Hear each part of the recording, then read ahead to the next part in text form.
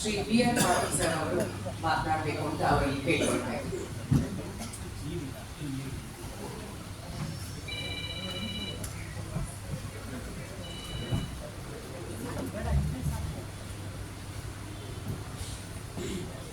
ಕನ್ನಡ ಜನಶಕ್ತಿ ಕೇಂದ್ರ ಈ ಒಂದು ಸಂಸ್ಥೆ ವತಿಯಿಂದ ಯಶೋಧರ ದಾಸಪ್ಪ ಸಮಾಜ ರತ್ನ ಪ್ರಶಸ್ತಿ ಪ್ರದಾನ ಕಾರ್ಯಕ್ರಮ ನಡೆದಂಥ ಪುರಸ್ಕಾರ ತೆಗೆದುಕೊಂಡಂಥ ಡಾಕ್ಟರ್ ಮೀನಾಕ್ಷಿ ಬಾಳೆ ಇವರೇ, ಮುಖ್ಯ ಅತಿಥಿಗಳು ಮತ್ತು ಆತ್ಮೀಯ ಸ್ನೇಹಿತರು, ಸ್ಕೌಟ್ಸ್ ಆ್ಯಂಡ್ ಗೈಡ್ಸ್ ಕಮಿಷನರ್ ಅಂತ ಮಾಜಿ ಸಚಿವರಾದ PGR ಸಿಂಧ್ಯಾ ಅವರೇ, ಜನಸಾಹಿತ್ಯ ಪೀಠ ಬೆಳಗಾವಿ ಅಧ್ಯಕ್ಷರಾದ ಬಸವರಾಜ್ ಗಾರ್ಗಿ ಅವರೇ, ರಾಮಣ್ಣ H. ಕೋಡಿಹಳ್ಳಿ ಅವರೇ, CK ರಾಮೇಗೌಡರೇ, ಮಲ್ಲಿಕಾರ್ಜುನ ಅವರೇ ಮತ್ತು ಇಲ್ಲಿ ಸೇರಿದಂಥ ಎಲ್ಲ ಆತ್ಮೀಯ ಬಂಧುಗಳು. CK ರಾಮೇಗೌಡರು ಒಂದು ಒಳ್ಳೆ ಪರಂಪರೆಯನ್ನು ಹಾಕ್ಕೊಂಡು ಬರ್ತಾ ಇದ್ದಾರೆ. ವಿವಿಧ ಕ್ಷೇತ್ರದಲ್ಲಿ ಸಾಧನೆ ಮಾಡಿದಂಥ ಜನರನ್ನು ಗುರುತಿಸಿ ಮತ್ತು ಹೋರಾಟಗಾರರನ್ನು ಗುರುತಿಸಿ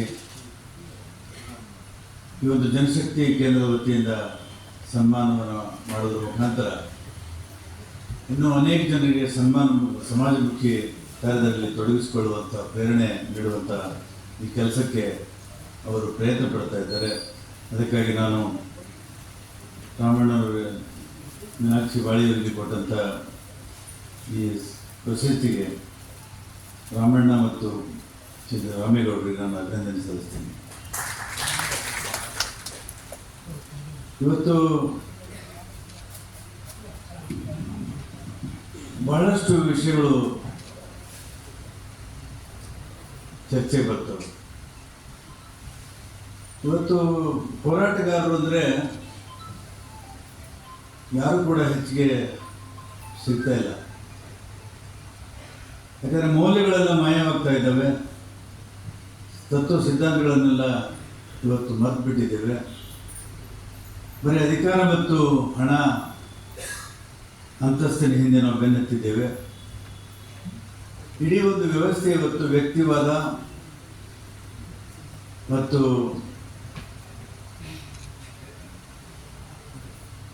ಬಂಡವಾಳಶಾಹಿ ಇದರಲ್ಲಿ ನಾವು ಇವತ್ತು ಹೊರಟಿದ್ದೇವೆ. ಹಾಗಾಗಿ ಅನೇಕ ಜನ ಈ ನಾಡಿಗಾಗಿ ದೇಶಕ್ಕಾಗಿ ಹೋರಾಟ ಮಾಡಿದಂಥ ಜನರನ್ನು ನಾವು ಬರಬರ್ತಾ ಮರೆಯುವಂಥ ಸಂದರ್ಭ ಬಂದಿದೆ. ಯಶೋಧರ ದಾಸಪ್ಪನವರ ಈ ಸಂಕ್ಷಿಪ್ತ ಪರಿಚಯವನ್ನು ನೋಡಿದಾಗ ಎಷ್ಟು ಕಠೋರವಾದಂಥ ನಿರ್ಣಯಗಳನ್ನು ಅವರು ತಗೊಂಡು ನಿಂತರು ಅನ್ನೋದನ್ನು ಇಲ್ಲಿ ವ್ಯಕ್ತವಾಗ್ತಾ ಇದೆ. ಒಂದು ವಿಷಯ ಇಲ್ಲಿ ಪ್ರಸ್ತಾಪಕ್ಕೆ ಬಂದಿದೆ. ನಿಜಲಿಂಗಪ್ಪನವರು ಮಂತ್ರಿಮಂಡಲದಲ್ಲಿ ಯಶೋಧರ ದಾಸಪ್ಪನವರು ಮಂತ್ರಿಯಾಗಿರ್ತಾರೆ. ಅವಾಗ ಪಾನ್ ನಿಷೇಧವನ್ನು ರದ್ದು ಮಾಡುವಂಥ ಕಾನೂನನ್ನು ತಂದಾಗ ಸಿಡಿದೆದ್ದು ಅದು ರಾಜೀನಾಮೆ ಕೊಟ್ಟು ಹೊರಗಡೆ ಬರ್ತಾರೆ. ಇವತ್ತು ನಾವು ಮೀನಾಕ್ಷಿ ಬಾಳೆಯವರು ನಾವೆಲ್ಲರೂ ಅನೇಕ ಹೋರಾಟಗಳನ್ನು ಮಾಡಿದ್ದೇವೆ. ಮೇಧಾ ಪಾಟ್ಕರ್ ಅವರ ಅಧ್ಯಕ್ಷತೆಯಲ್ಲಿ ರಾಷ್ಟ್ರಮಟ್ಟದಲ್ಲಿ ಒಂದು ಆಂದೋಲನವನ್ನು ಹಮ್ಮಿಕೊಂಡಿವಿ. ಇಡೀ ದೇಶವನ್ನು ಸಂಚರಿಸಿದ್ದೀವಿ. ಆದರೆ ಯಾವ ಜನಬೆಂಬಲ ಸಿಗಲಿಲ್ಲ ಮತ್ತು ಜನರಿಂದ ಪ್ರೇರಣೆ ಸಿಗಲಿಲ್ಲ. ಈ ಒಂದು ವಿಷಯದಲ್ಲಿ ನಿತೀಶ್ ಕುಮಾರ್ ಅವರು ಒಂದು ಕ್ರಾಂತಿಕಾರಿ ಕಾನೂನನ್ನು ಬಿಹಾರದಲ್ಲಿ ತಂದು ಅದು ಬಹುತೇಕ 100% ಯಾವುದು ಕೂಡ ಪರಿಣಾಮಕಾರಿಯಾಗಿ ಆಗೋದಿಲ್ಲ. ಆದರೆ 70% ಅಲ್ಲಿ ಪ್ರಯೋಗವನ್ನು ಯಶಸ್ವಿಯಾಗಿ ಮಾಡಿದ್ದಾರೆ. ಅದೇ ಒಂದು ಕಾನೂನನ್ನು ಕರ್ನಾಟಕದಲ್ಲಿ ತರಬೇಕು ಅಂತ ಮಾನ್ಯ ಸಿದ್ದರಾಮಯ್ಯನವರಿಗೆ ನಾನು ಮನವಿ ಮಾಡಿಕೊಂಡೆ. ಯಾಕಂದರೆ ಇಡೀ ನಮ್ಮ ಹಳ್ಳಿಗಾಡಿನಲ್ಲಿ ನಾವು ಚುನಾವಣೆಗೆ ಹೋದಾಗ ಅದು ವಿಶೇಷವಾಗಿ ದಲಿತರ ಓಣಿಯಲ್ಲಿ ತಾಂಡಗಳಲ್ಲಿ ಹೆಣ್ಮಕ್ಳು ಏನು ಹೇಳ್ತಾರೆ, ಮಹಿಳೆಯರು ಏನು ಹೇಳ್ತಾರೆ ಅಂದರೆ, ನೀವು ಅಕ್ಕಿ ಬೇಡ, ನಿಮ್ಗೆ ಗೋಧಿ ಬೇಡ, ಏನೂ ಬೇಡ, ನಮಗೆ ಈ ದಾರು ಬಂದಿ ಮಾಡಿರಿ. ಪಾನ ನಿಷೇಧ ಮಾಡಿರಿ, ರಾತ್ರಿ ನಮ್ಮ ಗಂಡದಿರು ಬಂದು ಬೆಡಿತಾರೆ, ಮನೇಲಿದ್ದಂಥದ್ದನ್ನು ಮಾರಾಟ ಮಾಡ್ತಾರೆ, ಮಕ್ಕಳು ಬೀದಿಗೆ ಬೀಳ್ತವೆ, ದಯಮಾಡಿ ನೀವು ಸರ್ಕಾರದಿಂದ ಏನೂ ಕೊಡಬೇಡಿ, ಇದು ಒಂದು ಮಾತನ್ನು ಮಾಡಿ ಅಂತ ಹೇಳ್ತಾರೆ. ಇದನ್ನು ನಾನು ಮುಖ್ಯಮಂತ್ರಿಗಳ ಜೊತೆಗೆ ಮಾತನಾಡಿದಾಗ ಸಿಂಧಿಯಾ ಸಾಹೇಬ್ರೆ ಏನು ಪಾಪ ಅವರು ಒತ್ತಡಕ್ಕೊಳಗಾಗಿದ್ದಾರೆ. ಅನೇಕ ಕಾರ್ಯಕ್ರಮಗಳು ನಡೆಸಬೇಕು ಮತ್ತು ಹಣಕಾಸಿನ ಸಂಪನ್ಮೂಲಗಳನ್ನು ಕೂಡ ಕೂಡಿಸಬೇಕು. 36,000 ಕೋಟಿ ರೂಪಾಯಿ ಕರ್ನಾಟಕದಿಂದ ಈ ಅಬಕಾರಿ ಇಲಾಖೆಯಿಂದ ಸರ್ಕಾರಕ್ಕೆ ಆದಾಯ ಬರ್ತದೆ. 36,000 ಕೋಟಿ ರೂಪಾಯಿ. ಇದು ಹೆಂಗೆ ಮಾಡೋದು ಅಂತ ಕೇಳಿದ್ರು. ಇದು ನನಗೂ ಕೂಡ ಉತ್ತರ ಸಿಗಲಿಲ್ಲ. ಆದರೆ ಒಂದು ಮಾತು ಸಿದ್ದರಾಮಯ್ಯನವರು ಏನು ಹೇಳಿದಂದರೆ, ರಾಜ್ಯ ಮಟ್ಟದಲ್ಲಿ ಯಾವುದೂ ಕೂಡ ಪಾನ ನಿಷೇಧ ಇಲ್ಲಿವರೆಗೆ ಯಶಸ್ವಿಯಾಗಿಲ್ಲ. ಅದು ಎನ್ ಟಿ ರಾಮರಾಯರು ತೆಲಂಗಾಣದಲ್ಲಿ ಮಾಡಿದ್ರು, ಅಲ್ಲಿ ಯಶಸ್ವಿಯಾಗಲಿಲ್ಲ. ಕೇರಳದಲ್ಲಿ ಯಶಸ್ವಿಯಾಗಿಲ್ಲ. ಗುಜರಾತ್ನಲ್ಲಿ ನಾಲ್ಕು ವಾಸ್ತೆ ಕಾನೂನಿದೆ, ಅಲ್ಲಿ ಕೂಡ ಯಶಸ್ವಿ ಇಲ್ಲ. ಈ ಬೇರೆ ಬೇರೆ ರಾಜ್ಯದಲ್ಲಿ ಮಾಡಿದ್ರು ಕೂಡ ಅಕ್ಕಪಕ್ಕದ ರಾಜ್ಯದಿಂದ ಮತ್ತೆ ಅದು ಕಳ್ಳಪಟ್ಟಿ ದುರಂತಗಳು ನಡೆದು ಜನ ಸಾಯ್ತಾರೆ. ಮಾಡೋದಾದರೆ ರಾಷ್ಟ್ರ ಮಟ್ಟದಲ್ಲಿ ಮಾಡಬೇಕು ಅನ್ನುವಂಥ ಮಾತನ್ನು ಸಿದ್ದರಾಮಯ್ಯನವರು ಹೇಳಿದ್ದು ನನಗೆ ಸ್ವಲ್ಪ ಮನವರಿಕೆ ಆಗಿದೆ. ಈಗ ನಾವು ಬೇಡಿಕೆಯನ್ನು ಇಡ್ತಾ ಇದ್ದೀವಿ. ಮಾನ್ಯ ಪ್ರಧಾನಮಂತ್ರಿ ಮೋದಿಯವರು 3ನೇ ಸಲ ಪ್ರಧಾನಮಂತ್ರಿ ಆಗಿದ್ದಾರೆ. ಅವರು ಒಂದು ಸಂಘ ಪರಿವಾರದಿಂದ ಬಂದಂಥವರು, ತತ್ವ ಸಿದ್ಧಾಂತ ಧಾರ್ಮಿಕ ಅದು ಇದು ಎಲ್ಲ ಹೇಳ್ಕೊಂಡು ಬಂದಿದ್ದಾರೆ. ದಯಮಾಡಿ ದೇಶಕ್ಕೆ ಒಳ್ಳೆಯದಾಗಿರೋದ್ರೆ ಇವತ್ತು ಪಾನ ನಿಷೇಧವನ್ನು ಮಾಡಬೇಕು, ಆ ಕೆಲಸವನ್ನು ಪ್ರಧಾನಿ ಮೋದಿಯವರು ಮಾಡಬೇಕು ಅಂತೇಳಿ ನಾವೆಲ್ಲ ಇವತ್ತು ಒತ್ತಾಯ ಮಾಡಬೇಕಾಗಿದೆ. ಬಾಳಿಯವ್ರ ಬಗ್ಗೆ ಹೇಳಬೇಕಾದ್ರೆ, ಬಾಳಿಯವರು ನಾವೆಲ್ಲ ಒಂದೇ ಊರಿನಿಂದ ಬಂದಂಥವ್ರು. ನಾನು ರಾಮೇಗೌಡರಿಗೆ ಕೇಳಿದೆ, ನಮ್ಮೂರವರಿಗೆ ನಮ್ಮ ಕಡೆಯಿಂದ ನೀವು ಪ್ರಶಸ್ತಿ ಪ್ರದಾನ ಮಾಡ್ತಾ ಇದ್ರಲ್ಲ, ಇಲ್ಲೆಲ್ಲ ನಾವು ಆಯ್ಕೆ ಮಾಡಿದ್ದೀವಿ, ಬದಲಾವಣೆ ಮಾಡೋಕ್ಕೆ ಸಾಧ್ಯ ಇಲ್ಲ, ಇಲ್ಲ ಸಿಂಧಿಯವ್ರ ಕಡೆಯಿಂದ ಮಾಡಿಸಿ ಅಂತ ಹೇಳಿದೆ. ಇಲ್ಲೆಲ್ಲ ನಾವೀಗ ನಿರ್ಧಾರ ಮಾಡಿದ್ದೀವಿ, ಬದಲಾವಣೆ ಮಾಡೋಕ್ಕಾಗಲ್ಲ ಅಂತಂದಮೇಲೆ ಅನಿವಾರ್ಯಕ್ಕಾಗಿ ಬಂದು ಇವತ್ತು ನೀವೆಲ್ಲ ಸೇರಿ ಸನ್ಮಾನವನ್ನು ಮಾಡಿದ್ದೀವಿ. ಮೀನಾಕ್ಷಿ ಬಾಳಿಯವರು ನಾವು ಚಿಕ್ಕವರಿದ್ದಾಗ ನಮ್ಮ ಊರಿಗೆ ಬರ್ತಾಯಿದ್ರು ಧಾರ್ಮಿಕ ಕಾರ್ಯಕ್ರಮಗಳಲ್ಲಿ. ಅವ್ರು ಮೂಲತಃ ಧಾರ್ಮಿಕ ಕ್ಷೇತ್ರದಿಂದ ಬಂದಂಥವ್ರು. ತದನಂತರ ಅಲ್ಲಿ ಶೋಷಣೆ, ಅಲ್ಲಿಯ ಈ ಎಲ್ಲ ನೋಡಿ ಅವರು ಹೊರಗೆ ಬಂದು ಕಡ್ಕೋಳ ಬಂಡವಾಳಪ್ಪನವರ ಶಿಷ್ಯನಾಗಿ ತತ್ವಪದಕ ಹಾಡುತ್ತಾ ಭಾಳ ಉತ್ತಮವಾದಂಥ ವಾಂಗ್ಯ ಅದು. ನಾನು ಇವರನ್ನ ನಮ್ಮ ಕ್ಷೇತ್ರಕ್ಕೆ ಕರ್ಕೊಂಡು ಹೋಗಿದ್ದೆ. ಸಾವಿರಾರು ಹೆಣ್ಮಕ್ಳು ಸೇರಿದರು. ಎಷ್ಟು ಉತ್ತಮವಾಗಿ ಮಾತಾಡೋದು ಅಂದರೆ, ಈ ಹೆಣ್ಣು ಸಮಾಜದ ಮೇಲೆ ಎಷ್ಟೊಂದು ಅನ್ಯಾಯ ಅತ್ಯಾಚಾರ ನಡೀತಾ ಇದೆ ಅನ್ನೋದನ್ನು ಅವರು ಎಳೆಯಾಗಿ ಬಿಚ್ಚಿಟ್ಟು ಹೇಳಿದರು. ಮತ್ತು ಮಹಿಳೆಯರಿಗೆ ಸ್ಫೂರ್ತಿ ಕೂಡ ತಂದು ಕೊಡುವಂಥ ಕೆಲಸವನ್ನು ಮಾಡಿದರು. ಇವತ್ತು ನಮ್ಮ ಭಾಗದಲ್ಲಿ ಕೆ ನೀಲಾ ಇವರು ಸೇರಿ ಉದ್ಯೋಗ ಖಾತ್ರಿಯನ್ನು ಯಶಸ್ವಿಯಾಗಿ ಅನುಷ್ಠಾನಪಡಿಸೋದಕ್ಕೆ ಭಾಳ ಸಾಕಷ್ಟು ಕೊಡುಗೆಯನ್ನು ಕೊಟ್ಟಿದ್ದಾರೆ, ಸಾಕಷ್ಟು ಕೆಲಸವನ್ನು ಅವರು ಮಾಡಿದ್ದಾರೆ. ಮೀನಾಕ್ಷಿ ಬಾಳಿಯವರು ನೇರ ನಿಷ್ಠುರವಾಗಿ ಮಾತಾಡ್ತಾರೆ, ಯಾರಿಗೂ ಮುಲಾಜಿಲ್ಲದೆ. ಯಾಕಂದರೆ ಅವರಿಗೆ ಯಾರಿಂದ ಏನು ಆಗಬೇಕಾಗಿಲ್ಲ, ಏನು ಅವರಿಗೆ ಯಾವುದೋ ಅಧಿಕಾರ ಬೇಕಾಗಿಲ್ಲ. ಒಟ್ಟಿನಲ್ಲಿ ಇವತ್ತು ಕಲಬುರಗಿಯಲ್ಲಿ ಮೀನಾಕ್ಷಿ ಬಾಳಿ ಅಂದರೆ ಒಂದು ಹೆಸರಾಗಿದೆ. ಇವತ್ತು ಭಾಳ ದೊಡ್ಡ ಹೋರಾಟಗಾರ್ತಿಯಾಗಿ ಇಡೀ ನಾಡಿನಲ್ಲಿ ಇವರು ಬೆಳೀತಾ ಇದ್ದಾರೆ. ಅಂಥ ಮೀನಾಕ್ಷಿ ಬಾಳಿಯವರಿಗೆ ಇವತ್ತು ಜನಶಕ್ತಿ ಕೇಂದ್ರ ಕರ್ನಾಟಕ ಇವರು ತಾವೆಲ್ಲರೂ ಈ ಸನ್ಮಾನ ಸಮಾರಂಭವನ್ನು ಇಟ್ಕೊಂಡಿದ್ದು ಭಾಳ ಸಂತೋಷದ ವಿಷಯ. ಬಾಳಿಯವರು ಮುಂದೆ ಬರ್ತಕ್ಕಂಥ ದಿನಗಳಲ್ಲಿ ಇನ್ನೂ ಅನೇಕ ಹೋರಾಟಗಳು ಮಾಡಬೇಕಾಗಿದೆ. ಬಹುಶಃ ನಾಳೆ ಅಂಗನವಾಡಿ ಕಾರ್ಯಕರ್ತರು ಹೋರಾಟದಲ್ಲಿ ಹೋಗ್ತಾರೆ ಅಂತ ಕಾಣ್ತಾರೆ. ಈ ಜನವಾದಿ ಶಕ್ತಿ ಮಹಿಳಾ ಸಂಘಟನೆ ಅಂದರೆ ಹೋರಾಟಗಾರ. ನಾನು ಕೂಡ ಮೊನ್ನೆ ಹೋಗಿ ಮಾತನಾಡಿ ಬಂದೆ. ನಮ್ಮ ಸರ್ಕಾರ ಇದ್ದರೂ ಕೂಡ ಇಲ್ಲೆಲ್ಲ ಮಹಿಳಾ ಅಂಗನವಾಡಿ ಕಾರ್ಯಕರ್ತರಿಗೆ ಅನ್ಯಾಯ ಆಗ್ತಾ ಇದೆ, ಅವರು ಕೆಲಸ ಕಳ್ಕೊಳ್ತಾರೆ, ನೀವು ಇಂಗ್ಲೀಷಿಗೆ ನೋಡಿ ಹೋಗ್ಬೇಡ್ರಿ, ಕನ್ನಡವನ್ನು ಕಲಿಸಿ ಮಕ್ಕಳಿಗೆ ನಾವು ಓದಿಸೋಣ ಅನ್ನುವಂಥ ಮಾತನ್ನು ಮುಖ್ಯಮಂತ್ರಿ ಹತ್ರ ಕೂಡ ಹೇಳಿದ್ದೇನೆ. ಆದರೆ ದುರ್ದೈವ, ಈ ದೇಶದಲ್ಲಿ ಆಡ್ತಾ ಇರೋದು, ಈಗ ನಾವು ಸಿಂಧಿಯಾ ಮಾತಾಡ್ತಾ ಇದ್ದೀವಿ ಆಡಳಿತದ ಬಗ್ಗೆ, ರಾಜಕಾರಣಿಗಳು ಅಧಿಕಾರ ನಡೆಸ್ತಾ ಇಲ್ಲ, ಎಲ್ಲ ಅಧಿಕಾರಿಗಳು ನಡೆಸ್ತಾ ಇದ್ದಾರೆ. ಅವ್ರ ಮನಸ್ಸಲ್ಲಿ ಏನು ಬರ್ತದೋ ಅದು ಏನು ವಿಚಾರ ಮಾಡ್ತಾರೋ ಎ ಸಿ ರೂಮಲ್ಲಿ ಕೂತು ನಿರ್ಧಾರಗಳು ತಗೋತಾರೆ. ವಾಸ್ತವಿಕವಾಗಿ ಅದೆಲ್ಲ ಅನುಷ್ಠಾನ ಆಗೋದಿಲ್ಲ, ಅದು ಉಪಯೋಗಕ್ಕೂ ಬರೋದಿಲ್ಲ, ಸರ್ಕಾರ ಹಣ ಖರ್ಚಾಗ್ತದೆ, ಆದರೆ ಕೆಲಸಗಳು ಯಾವುದೂ ಆಗೋದಿಲ್ಲ. ನಾನು ಹೇಳಿದೆ, ಮೇಡಮ್ ಅವರೇ, ನೀವು ಗುಣಮಟ್ಟವಾದ ಕನ್ನಡವನ್ನು ಕಲಿಸಿ. ಎಷ್ಟೋ ಮಕ್ಕಳಿಗೆ ಇವತ್ತು ಸರಿಯಾದಂಥ ಕನ್ನಡವಲ್ಲ, ಗ್ರಾಮರೇ ಗೊತ್ತಿಲ್ಲ.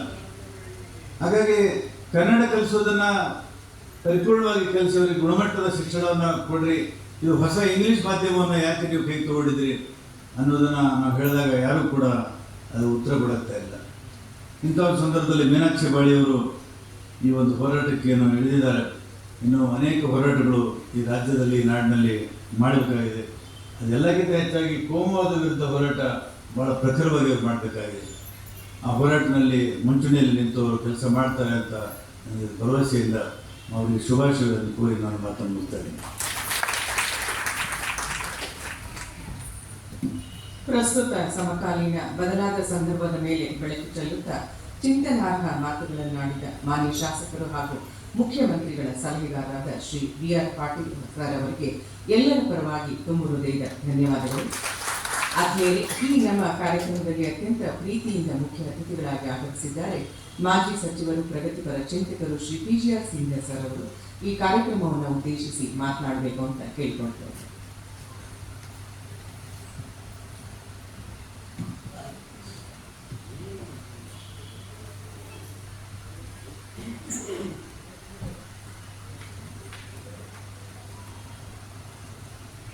ಸಮಾರಂಭದ ಅಧ್ಯಕ್ಷತೆಯನ್ನು ವಹಿಸಿರುವ ನಮ್ಮೆಲ್ಲರ ಹಿರಿಯರಾದ ಪತ್ರಕರ್ತರಾದ ಸನ್ಮಾನ್ಯ ಕೋಡಿಹೊಸಳ್ಳಿ ರಾಮಣ್ಣವರೇ,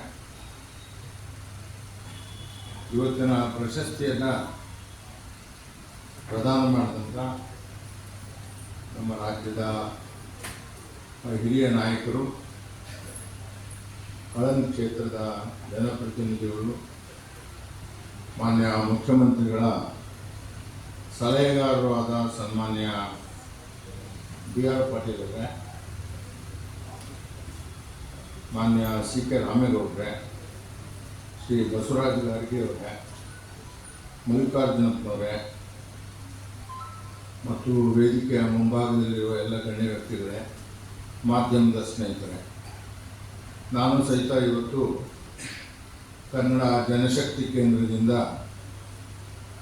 ಈ ದೇಶದ ಮಹಾನ್ ನಾಯಕಿ ಯಶೋಧರಮ್ಮ ದಾಸಪ್ಪ ಅವರ ಹೆಸರಿನಲ್ಲಿ ಕೊಡ್ತಾ ಇರ್ತಕ್ಕಂಥ ಈ ಪ್ರಶಸ್ತಿಯನ್ನು ಸ್ವೀಕಾರ ಮಾಡಿರ್ತಕ್ಕಂಥ ಮೀನಾಕ್ಷಿ ಬಾಳೆಯವರಿಗೆ ಅಭಿನಂದನೆಗಳನ್ನು ಸಲ್ಲಿಸ್ತೇನೆ.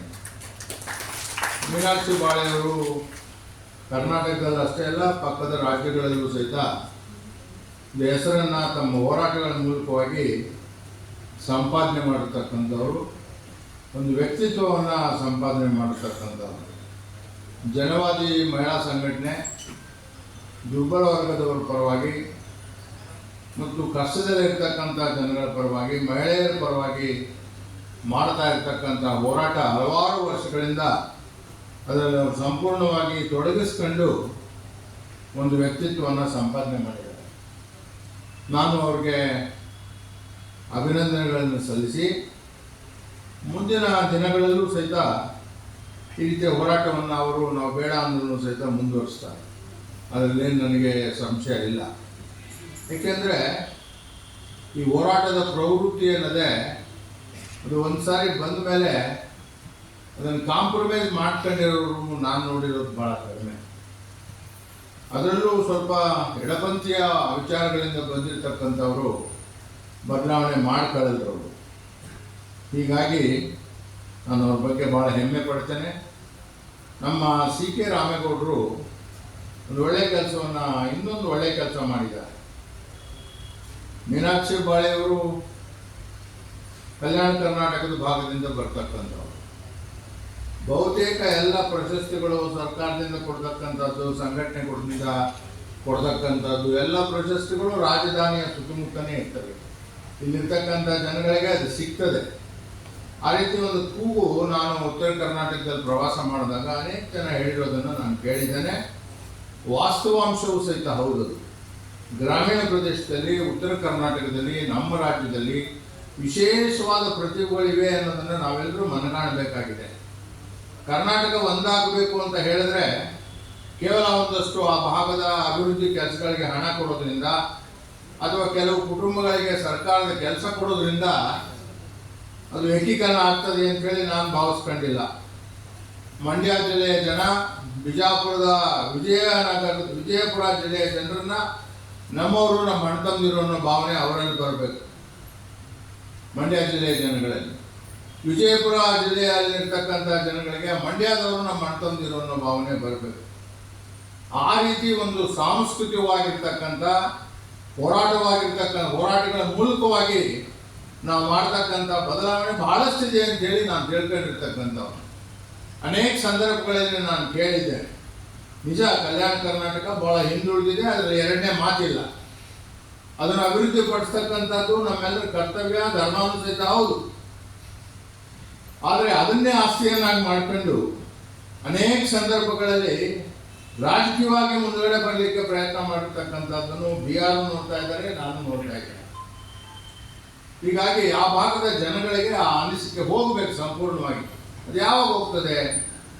ಅಲ್ಲಿರ್ತಕ್ಕಂಥ ನಮಗೆ ಯಾವುದರಲ್ಲೂ ಕಡಿಮೆ ಇರತಕ್ಕಂಥ ಕಷ್ಟಜೀವಿಗಳಾಗಿರ್ತಕ್ಕಂಥ ಆ ಹಿಂದುಳಿದ ಪ್ರದೇಶಗಳ ಜನರನ್ನು, ಅದರಲ್ಲೂ ಮಹಿಳೆಯರನ್ನು ಕರೆಸಿ ಸತ್ಕಾರ ಮಾಡಿ ನಾವು ಅವ್ರನ್ನ ಸಂಪೂರ್ಣವಾಗಿ ಅವ್ರು ಹೇಳ್ತಕ್ಕಂಥ ವಿಚಾರಗಳನ್ನು ಒಪ್ಕೊಂಡಾಗ ಬಹುಶಃ ಮುಂದಿನ ದಿನಗಳಲ್ಲಿ ಈ ವ್ಯತ್ಯಾಸ ಸ್ವಲ್ಪ ಕಡಿಮೆ ಆಗ್ತದೆ ಅಂತೇಳಿ ನಾನು ತಿಳ್ಕೊಂಡಿದ್ದೇನೆ.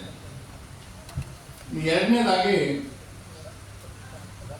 ನನ್ನನ್ನು ಯಾವ ಕಾರಣದಿಂದ ಈ ಕಾರ್ಯಕ್ರಮಕ್ಕೆ ಕರೆದ್ರು ಅನ್ನೋದು ಇನ್ನೂ ನನಗೆ ಅರ್ಥ ಆಗ್ತಾ ಇಲ್ಲ ರಾಮೇಗೌಡರು.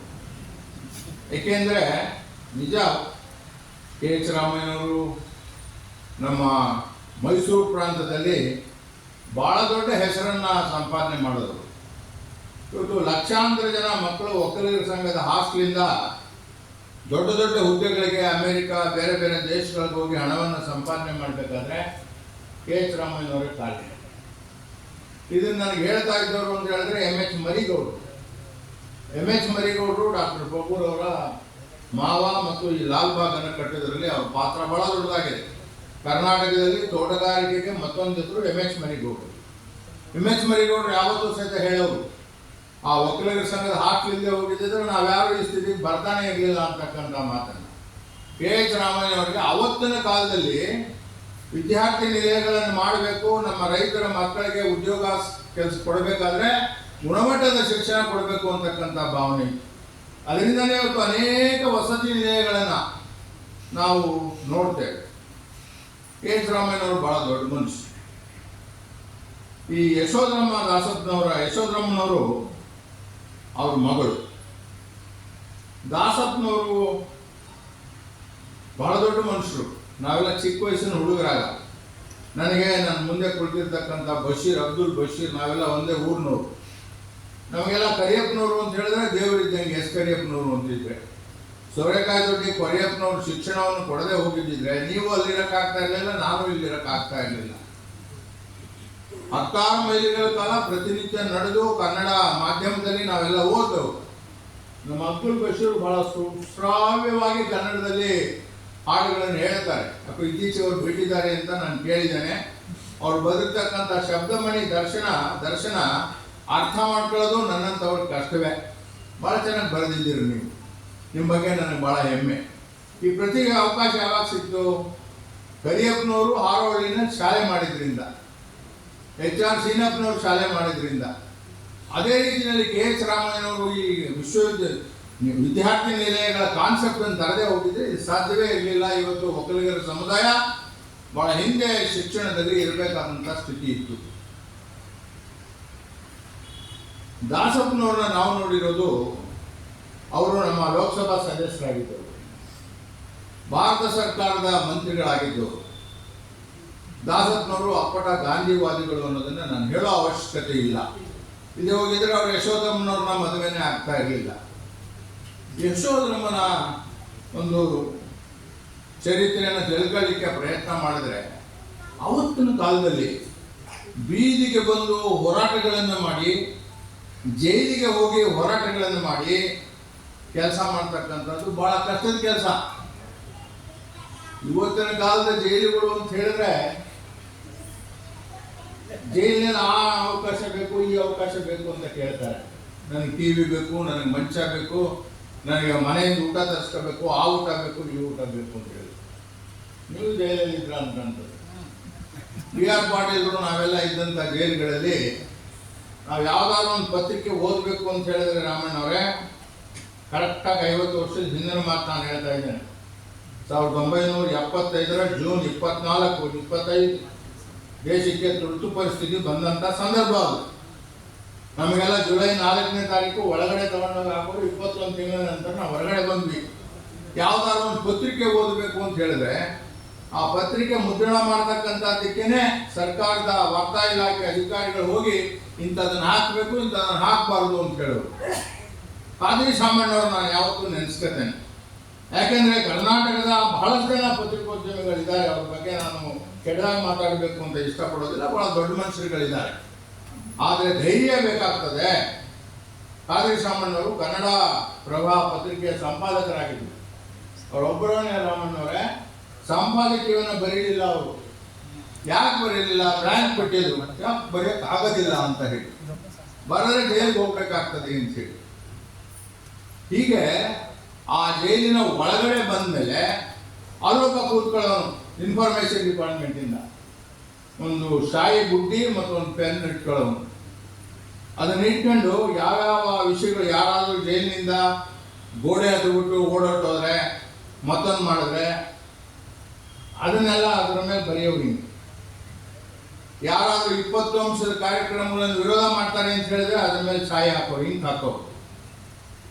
ಪತ್ರಿಕೆಗಳು ನಮಗೆಲ್ಲ ನಿಮ್ಗೆ 6 ಗಂಟೆಗೆ ಸಿಕ್ಕಿದ್ರೆ ರಾತ್ರಿ 7 ಗಂಟೆಗೆ ನಮ್ಗೆ ಸಿಗೋದು. ಸೀಮೆಎಣ್ಣೆ ಬುಡ್ಡಿನೇ ಕೆಲವು ಸಂದರ್ಭದಲ್ಲಿ ಹೋಗ್ತಕ್ಕಂಥ ಸ್ಥಿತಿ ಇತ್ತು. ಜೈಲು ಒಳಗಡೆ ಮಾತಾಡ್ತಿದ್ದೀನಿ ನಾನು, ನಿಮಗೂ ಅಷ್ಟೇ ನನಗೂ ಅಷ್ಟೇ. ಬೆಂಗಳೂರು ಜೈಲು ಸ್ವಲ್ಪ ಉತ್ತಮ, ನೀವು ಕಲಬುರಗಿ ಜೈಲಲ್ಲಿ ಇದ್ರ ಅಂತ ಕಾಣ್ತದೆ.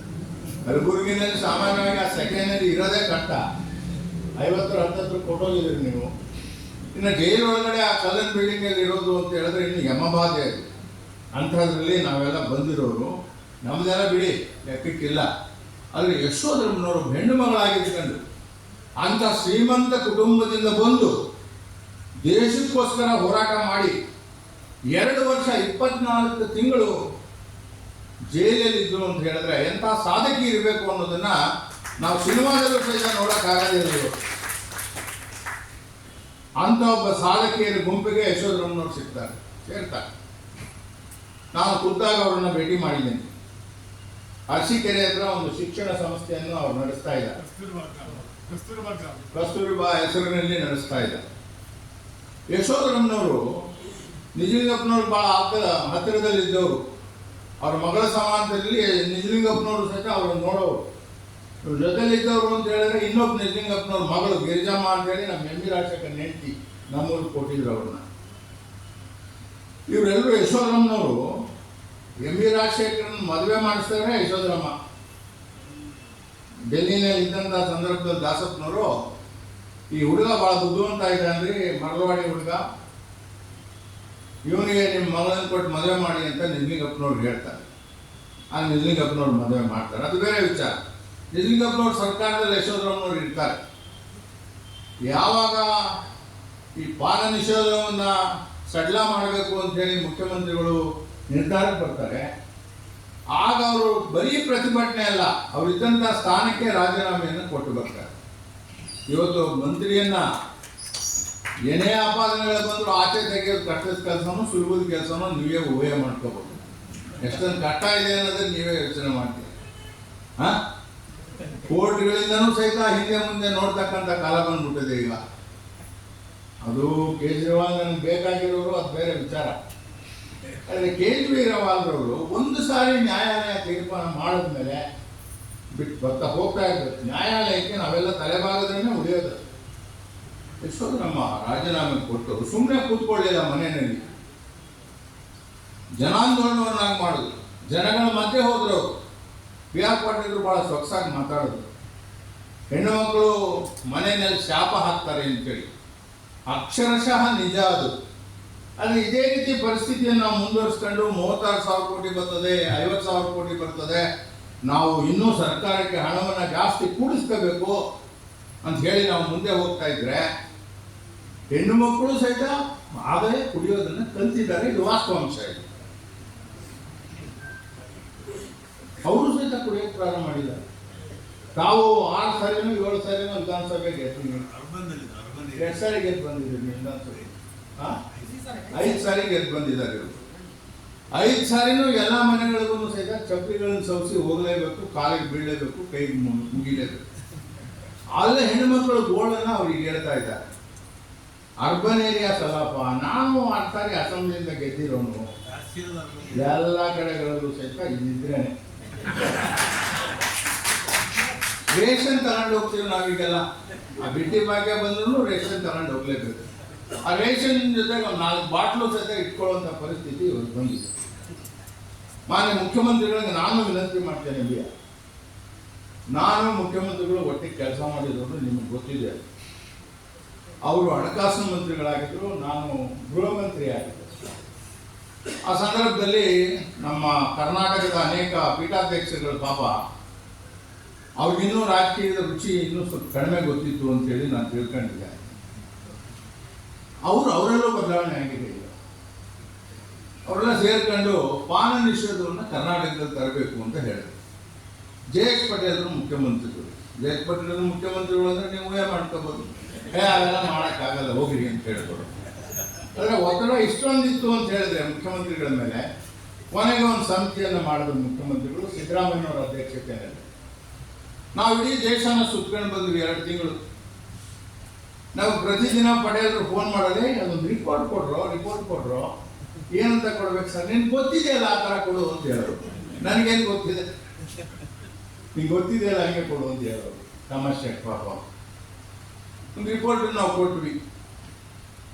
ಆಗ ಗುಜರಾತ್ ಹೋದ್ವಿ ನಾವು ಅಂದ್ಕೊಂಡಿದ್ವಿ ಗುಜರಾತ್ ನಿಮಗೆ ಗೊತ್ತಿರೋಂಗೆ ಗಾಂಧಿ ಹುಟ್ಟಿದ ನಾಡು, ಸರ್ದಾರ್ ವಲ್ಲಭಾಯ್ ಪಟೇಲ್ ಹುಟ್ಟಿದ ನಾಡು, ನರೇಂದ್ರ ಮೋದಿ ಸಾಹೇಬರು ಹುಟ್ಟಿದ ನಾಡು, ಪವಿತ್ರವಾದ ನಾಡದು, ಗಾಂಧಿಯ ಸ್ಮಾರಕ ಇರ್ತಕ್ಕಂಥ ನಾಡದು.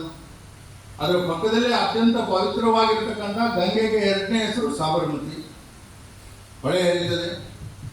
ಅಲ್ಲವರು ಮುಖ್ಯಮಂತ್ರಿಗಳಿದ್ರು, ಶಂಕರ್ ಸಿಂಗ್ ವಘೇಲಾ ಅಂತ ಅವರ ಹೆಸರು. ನಾವು ಬೆಳಗ್ಗೆ ನಿಮ್ಮನ್ನು ಭೇಟಿ ಮಾಡಬೇಕು ಅಂತ ನಮ್ಮ ಸಿದ್ದರಾಮಯ್ಯನವರ ನಾಯಕತ್ವದಲ್ಲಿ ಹೋದಂಥ 17-18 ಜನ ಮಂತ್ರಿಗಳೆಲ್ಲ ಹೋಗಿದ್ರು, ಶಾಸಕರು ಮಂತ್ರಿಗಳೆಲ್ಲ ಹೌಸ್ ಕಮಿಟಿ. ಸಾಯಂಕಾಲ ಬನ್ನಿ ಅಂತ ಹೇಳಿದ್ರು ಶಂಕರ್ ಸಿಂಗ್ ವಘೇಲಾ. ನಮ್ಗೆ ಸ್ವಲ್ಪ ಸಂಶಯ ಬಂದು ಸಾಯಂಕಾಲ ಬನ್ನಿ ಅಂತ ಹೇಳಿದ್ದಾರೆ. ಬನ್ನಿ ಸಾಯಂಕಾಲ ಬನ್ನಿ, ಬ್ಯುಸಿಯಾಗಿದ್ದೀನಿ, 1000 ಜನಕ್ಕೆ ನಾನು ನೋಡ್ತಾ ಇದ್ದೀನಿ, ಜನತಾ ದರ್ಬಾರ್ ನಡೀತಾ ಇದೆ, ಬನ್ನಿ ಸಾಯಂಕಾಲ. ನಾವೆಲ್ಲ ಹೋದ್ವಿ. ಮೊದಲನೇದಾಗ ಅವ್ರು ನಿಮ್ಗೆ ಬುದ್ಧಿ ಇದೆಯಾ ಅಂತ ಕೇಳಿದ್ರು. ಎನಿ ಸೆನ್ಸ್ आपका दिमाग खराब हो गया का ಅಂತ ಕೇಳಿದ್ರು. ಕಲ್ಕೆಟ್ ಹೋಗಿದ್ದೆ ನಿಮಗೆ ಯಾಕೆ ಅಂತ ಕೇಳಿದ್ರು. ಅಲ್ಲಪ್ಪ ನೀವು ಹಣಕಾಸು ಮಂತ್ರಿ ಸಿದ್ದರಾಮಯ್ಯನವರೇ, ನೀವು ಇದನ್ನ ಏನಾದರೂ ನಾವು ಪ್ರಾಹಿಬಿಷನ್ ತಂದರೆ ಆಗುತ್ತೇನ್ರಿ ಸರ್ಕಾರಗಳು ಉಳಿಲಿಕ್ಕೆ? ಯಾಕ್ರಿ ಇವೆಲ್ಲ ನೀವು ಕಮಿಟಿ ಯಾಕ್ರಿ ಮಾಡಿದ್ರು ನಿಮ್ಮ ಮುಖ್ಯಮಂತ್ರಿಗಳು? ಇದಾದ್ಮೇಲೆ ಅವ್ರು ಹೇಳಿದ್ರು ಸಾಬರಮತಿ ಹೊಳೆಗೆ ಹೋಗಿ ಹೆಜ್ಜೆಗೂ ಸಹಿತ ಗಡಂಗಗಳು ಸಿಗ್ತವೆ ಅಂತೇಳಿ. And it was a fact, it is a fact even now. ನಾವು ಯಾವಾಗೂ 2 ಮುಖಗಳು ಇಟ್ಕೋಬಾರ್ದು, 1 ಮುಖ ಇಟ್ಕೋಬೇಕು, 1 ನಾಲ್ಗೆ ಇಟ್ಕೋಬೇಕು. ಗೋಮಾಂಸದ ಬಗ್ಗೆನೂ ಹೀಗೆ ಮಾತಾಡ್ತಾರೆ. ಇವತ್ತು ಅತಿ ಹೆಚ್ಚಿನ ಗೋಮಾಂಸ ವಿದೇಶಗಳಿಗೆ ಹೋಗ್ತಾ ಇರೋದು ಅಂದರೆ ಗುಜರಾತ್ ರಾಜ್ಯದಿಂದ. ಮಾತೇ ಹಾಡೋದು, ಅದರ ಹೆಸರಲ್ಲೇ 3ನೇ ಸಾರಿ ಪ್ರಧಾನಿಗಳು ಆಗೋಗ್ಬಿಟ್ರು ಅವರು. ಗೋಮಾಂಸ ರಾಮ ಹೇಳಿದಾನ ಕುಡಿಬಾರ್ದು ಅಂತೇಳಿ, ಕುಡಿಬೇಕು ಅಂತ ಹೇಳಿದಾನ. ಅವ್ರು ರಾಮ ರಸ ಕುಡಿತಾ ಇದ್ದ ಅಂತ ಜನ ಹೇಳ್ತಾರೆ, ನಮ್ಗೆ ಗೊತ್ತಿಲ್ಲ, ಲೇಖಕರೆಲ್ಲ ಬರೀತಾರೆ. ಸೊ ವಾಸ್ತವಾಂಶದಲ್ಲಿ ಯಶೋಧರಮ್ಮ ದವಸಪ್ಪನವರು ಬಹಳ ಪ್ರಾಕ್ಟಿಕಲ್ ಆಗಿದ್ದಂಥ ಒಬ್ಬ ಹೆಣ್ಮಗಳು. ಆಕೆ ಪಾನ ನಿಯಂತ್ರಣವನ್ನು ಮಾಡಿ ಅಂತ ಹೇಳಿದ್ರು. ಪಾನ ನಿಯಂತ್ರಣ ಮಾಡಿ. ಬಹಳ ಜನ ಪುಣ್ಯಾತ್ಮರುಗಳು ಅದನ್ನು ಹೇಳ್ತಾರೆ. ವಾಸ್ತವಾಂಶದಲ್ಲಿ ಇದು ಬಹಳ ಕಷ್ಟದ ಕೆಲಸ ಅನ್ನೋದು ನನಗೂ ಸಹಿತ ಗೊತ್ತಿದೆ. ಮುಖ್ಯಮಂತ್ರಿಗಳಿಗೆ ಈ ವೇದಿಕೆ ಮೂಲಕ ನಾವೆಲ್ಲ ಒತ್ತಾಯ ಮಾಡೋಣ. ನಾನು ನಿಮ್ಮ ಜೊತೆಗೆ ಬರ್ತೇನೆ. ಬೇರೆ ಬೇರೆ avenues ಇವೆ ದುಡ್ಡು ಕಲೆಕ್ಟ್ ಮಾಡೋದಕ್ಕೆ. 36,000 ಕೋಟಿ ರೂಪಾಯಿ, 3,20,000 ಕೋಟಿ ಬಡ್ಜೆಟನ್ನು ಮಂಡನೆ ಮಾಡ್ತಕ್ಕಂಥ ನಾಯಕರಿಗೆ 36,000 ಕೋಟಿ ಭಾಳ ದೊಡ್ಡದು ಅಂತ ನಾನು ಅನ್ಕೊಂಡಿಲ್ಲ.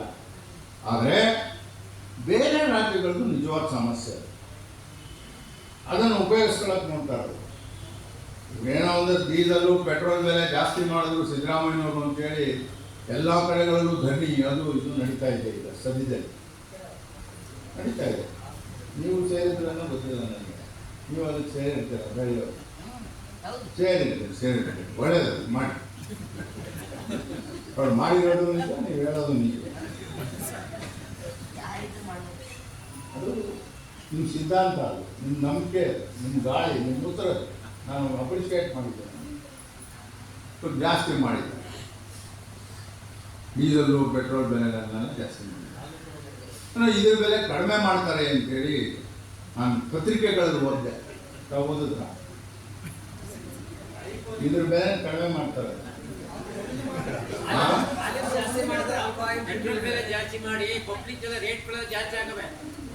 ಅದಕ್ಕೆ ಬರ್ತಾ ಇದ್ದೀನಿ ರೀ. ಇದರ ಬೆಲೆ ಜಾಸ್ತಿ ಆಗೋದಂತೆ ಕಡಿಮೆ ಆಗ್ತದಂತೆ ಅಂತ ಕೇಳಿದೆ ನಾನು. ಬೇರೆ ರಾಜ್ಯಗಳಿಂದ ಬಹಳ ದೊಡ್ಡ ಸಮಸ್ಯೆ ಇದೆ. ಪೆಟ್ರೋಲನ್ನ ನೀವು ವಾಸ್ತವಾಂಶ ತಿಳ್ಕೊಳ್ಬೇಕು. ಹೊಸೂರಿನಿಂದ ಹೊರಗಡೆ ಇರ್ತಕ್ಕಂಥ ಎಲ್ಲ ವೆಹಿಕಲ್ನವರು ಇಲ್ಲಿ ಆನೇಕಲ್ ರೋಡ್ ಬರ್ತಾರೆ. ಯಾಕೆ ಬರ್ತಾರೆ? ಪೆಟ್ರೋಲ್ ಡೀಸೆಲ್ ಬೆಲೆ ಇಲ್ಲಿ ಕಡಿಮೆ ಇದೆ ಅಂತ. ಅದೇನು GST ಕೌನ್ಸಿಲ್ ಮಾಡ್ತಾ ಇದ್ದ ನಮ್ಗೆ ಅರ್ಥ ಆಗೋದಿಲ್ಲ. ಸಮಾನವಾದ ಬೆಲೆ ಇಡಬೇಕು ಎಲ್ಲ ಇಂಥ ವಿಚಾರಗಳು. ಅದೇ ರೀತಿಯಲ್ಲಿ ನಮ್ಮ GST CST ಕಮಿಟಿ ಏನಿದೆ, ಕೃಷ್ಣ ಬೈರೇಗೌಡರಿಗೆ ಹೇಳ್ಬೇಕು ನಾವೆಲ್ಲ, ಭಾರತ ಸರ್ಕಾರದಿಂದ ಒಂದು ನಿರ್ಧಾರಕ್ಕೆ ಬರಬೇಕು. ಆಗ ಹೆಣ್ಣು ಮಕ್ಕಳು ನೆಮ್ಮದಿಯಿಂದ ಬದುಕಲಿಕ್ಕೆ ಹಳ್ಳಿಗಳಲ್ಲಿ ಆಗ್ತದೆ ಹೊರತು ಇದು ನಾವು ಮಾತನಾಡಿದ್ರೆ ಉಪಯೋಗ ಆಗೋದಿಲ್ಲ. ಅವತ್ತಿನ ಪರಿಸ್ಥಿತಿ ಬೇರೆ ಇತ್ತು. ಯಶೋಧರಮ್ಮನವರು ಹೋರಾಟ ಮಾಡಿದಂಥ ಸಂದರ್ಭದಲ್ಲಿ ಬಹಳ ಒಳ್ಳೆಯ ಹೆಂಡ ಕೊಡೋರಾಗ, ಈಚೆ ಹೆಂಡ ನೀರಾ ಅಂತ ಕರೀತಾರೆ ಅದಕ್ಕೆ. ಈಗೂ ನಿಮ್ಮ ಭಾರತದಲ್ಲಿ ಒಂದು 2-3 ತಾಲೂಕಲ್ಲಿ ಹಲವು ಮಾಡಿದ್ದಾರೆ ನೀರ. ಇಲ್ಲೇ ಅಫಿಷಿಯಲ್ ಆಗಿ ಹಲವು ಮಾಡಿಲ್ಲ, ಅನಫಿಷಿಯಲ್ ಆಗಿ ಸಿಗ್ಬೋದು ಅಷ್ಟೇ. ನಿಮಗೆ ನೀರ 9:30 ಗಂಟೆ ಆದ್ಮೇಲೆ ಹೆಂಡ ಆಗೋಗ್ತದೆ, ಹುಳಿ ಆಗೋಗ್ತದೆ. ಬರ್ತಾ ಇದೆಯಾ? ಗುಡ್ ಒಳ್ಳೇದದ ಆರೋಗ್ಯ ಕುಡೀರಿ. ಈ ನೀರ ಕೊಡೋರು ಈಗ ಏನು ಕೊಡ್ತಾರೆ ಅನ್ನೋದು ನಿಮಗೂ ಗೊತ್ತಿಲ್ಲ. BR ಪಾಟೀಲ್ಗೆ ಇವೆಲ್ಲ ಅಷ್ಟೊಂದು ಅನುಭವ ಇಲ್ಲ, ಬೇಜಾರು ಮಾಡ್ಕೊತಾರೆ. ಯಾಕೆ ಅನುಭವ ಇಲ್ಲ ಅಂದರೆ ಅವ್ರು ಹೆಂಡ ಹಂಚಿ ಓಟ್ ತಗೊಂಡಿಲ್ಲ. ಸಾರ ಇದೆಯಲ್ಲ, ಇದೇನು CH4 ಅಂತೇಳಿ ಒಂದು ಕೆಮಿಕಲ್ ಸಿಗ್ತದೆ. ಆ ಕೆಮಿಕಲ್ ಬಟ್ಟೆಗೆ ಬಕೆಟ್ ಹಾಕ್ಬಿಟ್ಟು ನಲ್ಲಿ ಹಿಡಿದ್ಬಿಟ್ರೆ ತುಂಬ ಸಾರಾಯ ಇತ್ತು. ಅದನ್ನು ಕುಡಿದ್ರೆ ಕರಳೆಲ್ಲ ಕತ್ತರಿಸೋಗ್ಬಿಡ್ತದೆ ಒಂದು ತಿಂಗಳೇ. ಅಂಥ ಸಾರಾಯನ್ನ ಈಗ ಕೊಡ್ತಾ ಇಲ್ಲ, ಒಂದು ಸ್ವಲ್ಪ ಮೇಲ್ಗಡೆಗೆ ಏರಿಸಿದ್ದಾರೆ. ಆದರೂ ಸಹಿತ ಭಾಳ ಅನ್ಯಾಯ ಇದು ಆಗ್ತಾ ಇರ್ತಕ್ಕಂಥದ್ದು. ನಾನು ಯಾಕೆ ಇದನ್ನು ಸ್ವಲ್ಪ ವಿಸ್ತೃತವಾಗಿ ಹೇಳಿದೆ ಅಂತ ಹೇಳಿದ್ರೆ, ಯಶೋಧರಮ್ಮಿಂದ ಏನು ಕಲಿಬೋದು ಅನ್ನೋದಿದೆ ನಾಯಕರುಗಳು. ನೀವಲ್ಲ ಪಾಪ, ನೀವೆಲ್ಲ ಸುಮ್ಮನೆ ಪೆಟ್ರೋಲ್ ಬೆಲೆ ಇನ್ನೂ ಒಂದಷ್ಟು ಜಾಸ್ತಿ ಮಾಡೋದು ಕೊಟ್ಬಿಟ್ಟು ಡೀಸೆಲ್ ಹಾಕಿಸ್ಕೊಂಡು ಹೊರಟೋಗ್ತೀರ, ಪೆಟ್ರೋಲ್ ಹಾಕಿಸ್ಕೊಂಡು. ನಾವು ನಾಯಕರುಗಳು ಕಲಿಬೇಕಾದಂತಹ ಪಾಠ ಭಾಳ ಇದೆ. ಮತ್ತು ದಾಸಪ್ಪನವರು ಭಾಳ ಜನಾನುರಾಗಿ ನಾಯಕರು. ನಿಮ್ಮ ಭಾಗಕ್ಕೆ ಹೋಲಿಸಬೇಕು ಅಂತ ಹೇಳಿದ್ರೆ ದಾಸಪ್ಪನವ್ರನ್ನ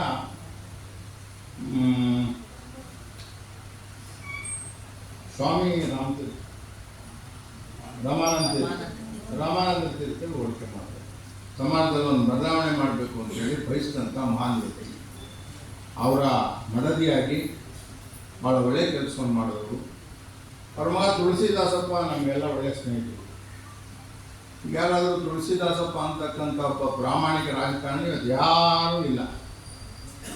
ತುಳಸಿದಾಸಪ್ಪ ಒಂದು 10 ವರ್ಷದಿಂದ ತೀರ್ಕೊಬಿಟ್ರು ಪಾಪ.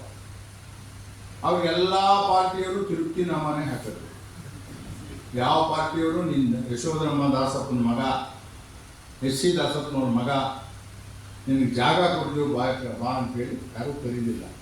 ಯಾವಾಗ ಜಾಗ ಖಾಲಿ ಮಾಡ್ತೀವಿ ಹೇಳು ಅನ್ನೋದೇ ಲೆಕ್ಕಾಚಾರ ಹಾಕೋರು. ನನಗೆ ಗೊತ್ತಿದೆ ಆ ವಿಷಯಗಳನ್ನ ಇವತ್ತು ನಾನು ಪ್ರಸ್ತಾಪ ಮಾಡೋಕ್ಕೆ ಹೋಗೋದಿಲ್ಲ. ನಮ್ಮ ರಾಮೇಗೌಡರು ನಿಜವಾಗ್ಲೂ ಒಳ್ಳೆಯ ಕೆಲಸ ಮಾಡಿದ್ದಾರೆ. ಆ ಪುಸ್ತಕ ನನಗೆ ಭಾಳ ಹಿಡಿಸ್ತದೆ. ಅದು ಓದಿದ್ರೆ ಸಾಕು, ನಮ್ಮ ಮಕ್ಕಳು ಅದು ಓದಿದ್ರೆ ಸಾಕು. ಇಷ್ಟು ಹೇಳಿ ನಮ್ಮ ಮೀನಾಕ್ಷಿ ಬಾಳಿಯವ್ರ ಬಗ್ಗೆ ನಾನು ಕೇಳಿದ್ದೇನೆ. ನಾವು ಒಟ್ಟಿಗೆ ಯಾವುದೇ ಹೋರಾಟದಲ್ಲಿ ಭಾಗವಹಿಸೋಕ್ಕಾಗಿಲ್ಲ, ಅವಕಾಶಗಳು ಸಿಗ್ತಿಲ್ಲ. ಅವ್ರ ಬಗ್ಗೆ ನಾನು ಕೇಳಿದ್ದೇನೆ. ಇವತ್ತಿನ ಕಾಲಮಾನ ಪರಿಸ್ಥಿತಿನಲ್ಲಿ ಈ ಖಾಸಗೀಕರಣ, ಉದಾರೀಕರಣ ಇದಾದಮೇಲೆ ಬಹಳಷ್ಟು ಬದಲಾವಣೆಗಳಾಗ್ತಾ ಇವೆ. ಇಂಥದ್ರಲ್ಲಿ ಬೇರೆ ಒಂದು ಮಾರ್ಗ ಇದೆ ಅಂತ ಹೇಳಲಿಕ್ಕೆ ಇಂಥವ್ರು ಬೇಕು. ಸರ್ಕಾರದನ್ನ ಕಿವಿನೂ ಹಿಂಡಬಹುದು ಇವರು, ಸಮಾಜವನ್ನು ಸಹಿತ ತಿದ್ದತಕ್ಕಂಥ ಶಕ್ತಿ ನಿಮಗಿದೆ. ನೈತಿಕವಾಗಿ ನೀವೆಲ್ಲ ಭಾಳ ಸದೃಢವಾಗಿದ್ದೀರಾ. ನಿಮಗೆ ನಾನು ಮತ್ತೊಮ್ಮೆ ಅಭಿನಂದನೆಗಳನ್ನು ಸಲ್ಲಿಸಿ, ನಮ್ಮ ಕನ್ನಡ ಜನಶಕ್ತಿ ಕೇಂದ್ರದ ಭಾಳಷ್ಟು ಜನ ಸ್ನೇಹಿತರು ಇಲ್ಲೆಲ್ಲ ಬಂದಿದ್ದೀರಾ, ಒಳ್ಳೆ ಕೆಲಸ ಮಾಡ್ತಾ ಇದ್ದೀರಾ. ಇದನ್ನು ಮುಂದುವರಿಸ್ಕೊಂಡು ಹೋಗಿ. ಎಲ್ರಿಗೂ ನಮಸ್ಕಾರ.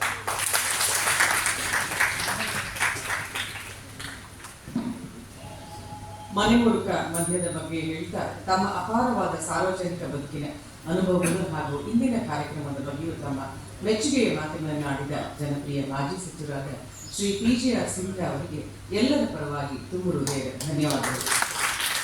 ಸಹೃದಯರೇ, ಈ ಕಾರ್ಯಕ್ರಮದಲ್ಲಿ ಮತ್ತೊಬ್ಬ ಪ್ರೀತಿಕರ ಅತಿಥಿಗಳು ಬೆಳಗಾವಿಯ ಜನಸಾಹಿತ್ಯ ಪೀಠದ ಅಧ್ಯಕ್ಷರು, ಸಾಮುದಾಯಿಕ ಪ್ರಜ್ಞೆಯ ಶ್ರೀ ಬಸವರಾಜ ಗಾರ್ಗಿಯವರು DS ಕರ್ಕಿ ಪ್ರತಿಷ್ಠಾನದ ಅತ್ಯಂತ ಕ್ರಿಯಾಶೀಲ ಪ್ರಧಾನ ಕಾರ್ಯದರ್ಶಿಗಳು, ಬೆಳಗಾವಿ ಕನ್ನಡ ಸಾಹಿತ್ಯ ಪರಿಷತ್ತಿನ ನಿಕಟಪೂರ್ವ ಗೌರವ ಕಾರ್ಯದರ್ಶಿಗಳು, ಅಷ್ಟೇ ಅಲ್ಲ ಸಂವೇದನಾಶೀಲ ಕವಿಗಳು ಮತ್ತು ಸೃಜನಶೀಲ ಲೇಖಕರು, ಅದಮ್ಯ ಸಾಹಿತ್ಯ ಪ್ರೇಮಿಗಳು. ದೂರದ ಬೆಳಗಾವಿಯಿಂದ ನಮಗಾಗಿ ಅವರು ಆಗಮಿಸಿದ್ದಾರೆ. ದಯಮಾಡಿ ತಮ್ಮ ಅಭಿಪ್ರಾಯಗಳನ್ನು ನಮ್ಮೊಂದಿಗೆ ಹಂಚಿಕೊಳ್ಳಬೇಕು ಅಂತ ಕೇಳ್ಕೊಳ್ತೇವೆ.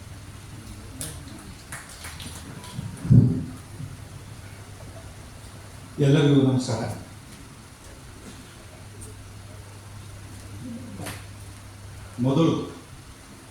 ಮೊದಲನೇದಾಗಿ ನಾನು ಯಶೋಧರಮ್ಮ ದಾಸಪ್ಪ ಪ್ರಶಸ್ತಿಗೆ ಭಾಜರಾದಂಥ ಸೋದರಿ ಮೀನಾಕ್ಷಿ ಬಾಳೆಯವರಿಗೆ ಅಭಿನಂದಿಸ್ತಾ, ಇದನ್ನು ಕೊಡಮಾಡಿದ ಕನ್ನಡ ಜನಶಕ್ತಿ ಕೇಂದ್ರದ ಎಲ್ಲ ಪದಾಧಿಕಾರಿಗಳಿಗೆ ವಂದನೆಯನ್ನು ಸಲ್ಲಿಸಲಿಕ್ಕೆ ಇಷ್ಟಪಡ್ತೇನೆ. ಬಂಧುಗಳೇ, ಒಂದು 2 ವಾರಗಳ ಹಿಂದೆ ರಾಮೇಗೌಡರು ಫೋನ್ ಮಾಡಿದ್ರು ನನಗೆ. ಗಾರ್ಗಿಯವರು, ನೀವು ಬೆಂಗಳೂರಿಗೆ 25ನೇ ತಾರೀಕು ಬರಬೇಕು.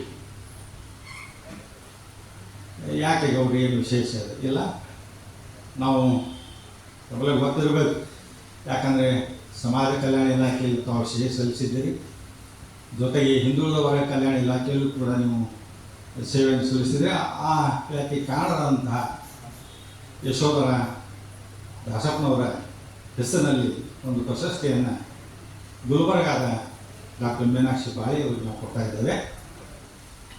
ಪಾಟೀಲರು ಪ್ರಶಸ್ತಿ ಪ್ರದಾನ ಮಾಡ್ತಾ ಇದ್ದಾರೆ, PGR ಸಿಂಧ್ರ ಅವರು ಜೊತೆಗಿರ್ತಾರೆ, ಬರಬೇಕು. ಆಯ್ತು ಗೌಡ್ರೆ, ನನಗೆ 2 ದಿವಸ ಟೈಮ್ ಕೊಡ್ರಿ ಅಂತೇಳಿ ಬೇರೆ ಕಡೆ ಎಂಗೇಜ್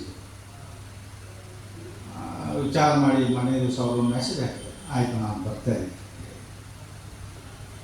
ಅದಕ್ಕೆ 2 ಕಾರಣಗಳು. ಒಂದು,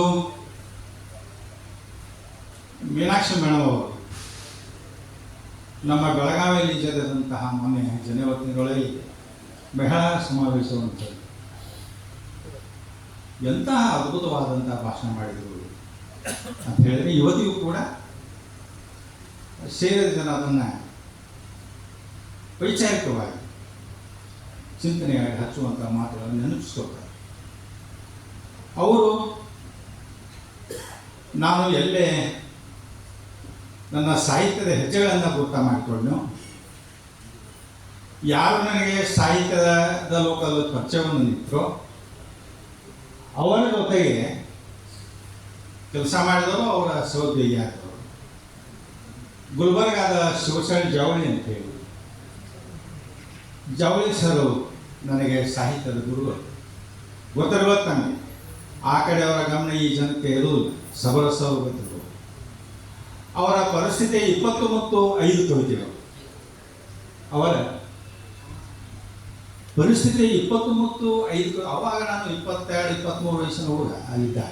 ಅಂಚೆ ಮತ್ತು ತಂತಿ ಇಲಾಖೆಯಲ್ಲಿ ಸೇವೆ ಸೇರಿದ್ದೆ. ಅಲ್ಲಿ ನನ್ನ ವಿದ್ಯಾಭ್ಯಾಸವನ್ನು ನಾನು ಮುಂದುವರಿಸಿದ್ದೆ.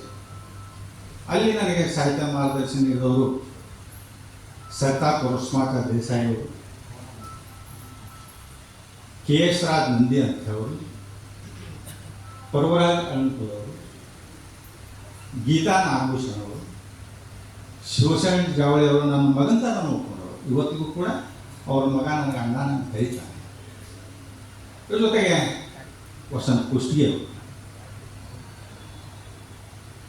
ಬಾಳಿ ಮೇಡಮ್ ಅವರು ಅವ್ರ ಜೊತೆ ಕೆಲಸ ಮಾಡಿದ್ರು. ಅಂತಹ ಬಾಳೆಯವ್ರ ಮಾತುಗಳನ್ನು ಕೇಳಬೇಕು, ಅವರನ್ನು ಮುಖತಃ ಅಭಿನಂದಿಸಬೇಕು ಅಂತ.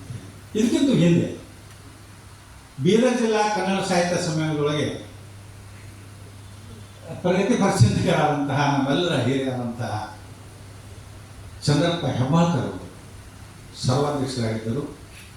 ಆವಾಗ ನೀಲಾ ಮೇಡಮ್ ಅವರು, ನಾನು, ಗಾಳೆ ಮೇಡಮ್ ಅವರು, ಶಂಕರ್ ಹಲ್ಗತ್ತಿ ಅವರು ಅತಿಥಿಗಳಾಗಿ ವೇದಿಕೆಯನ್ನು ಹಂಚಿಕೊಂಡಿದ್ವಿ. ಈ ಕಾರಣಕ್ಕಾಗಿ ಒಂದು ಕಾರಣ ಇದೆ.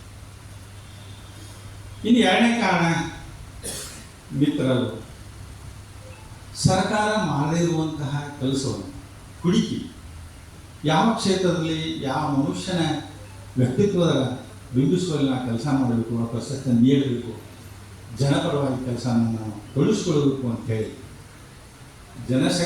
ಕನ್ನಡ ಜನಶಕ್ತಿ ಕೇಂದ್ರದ ರಾಮೇಗೌಡರ ಪ್ರೀತಿ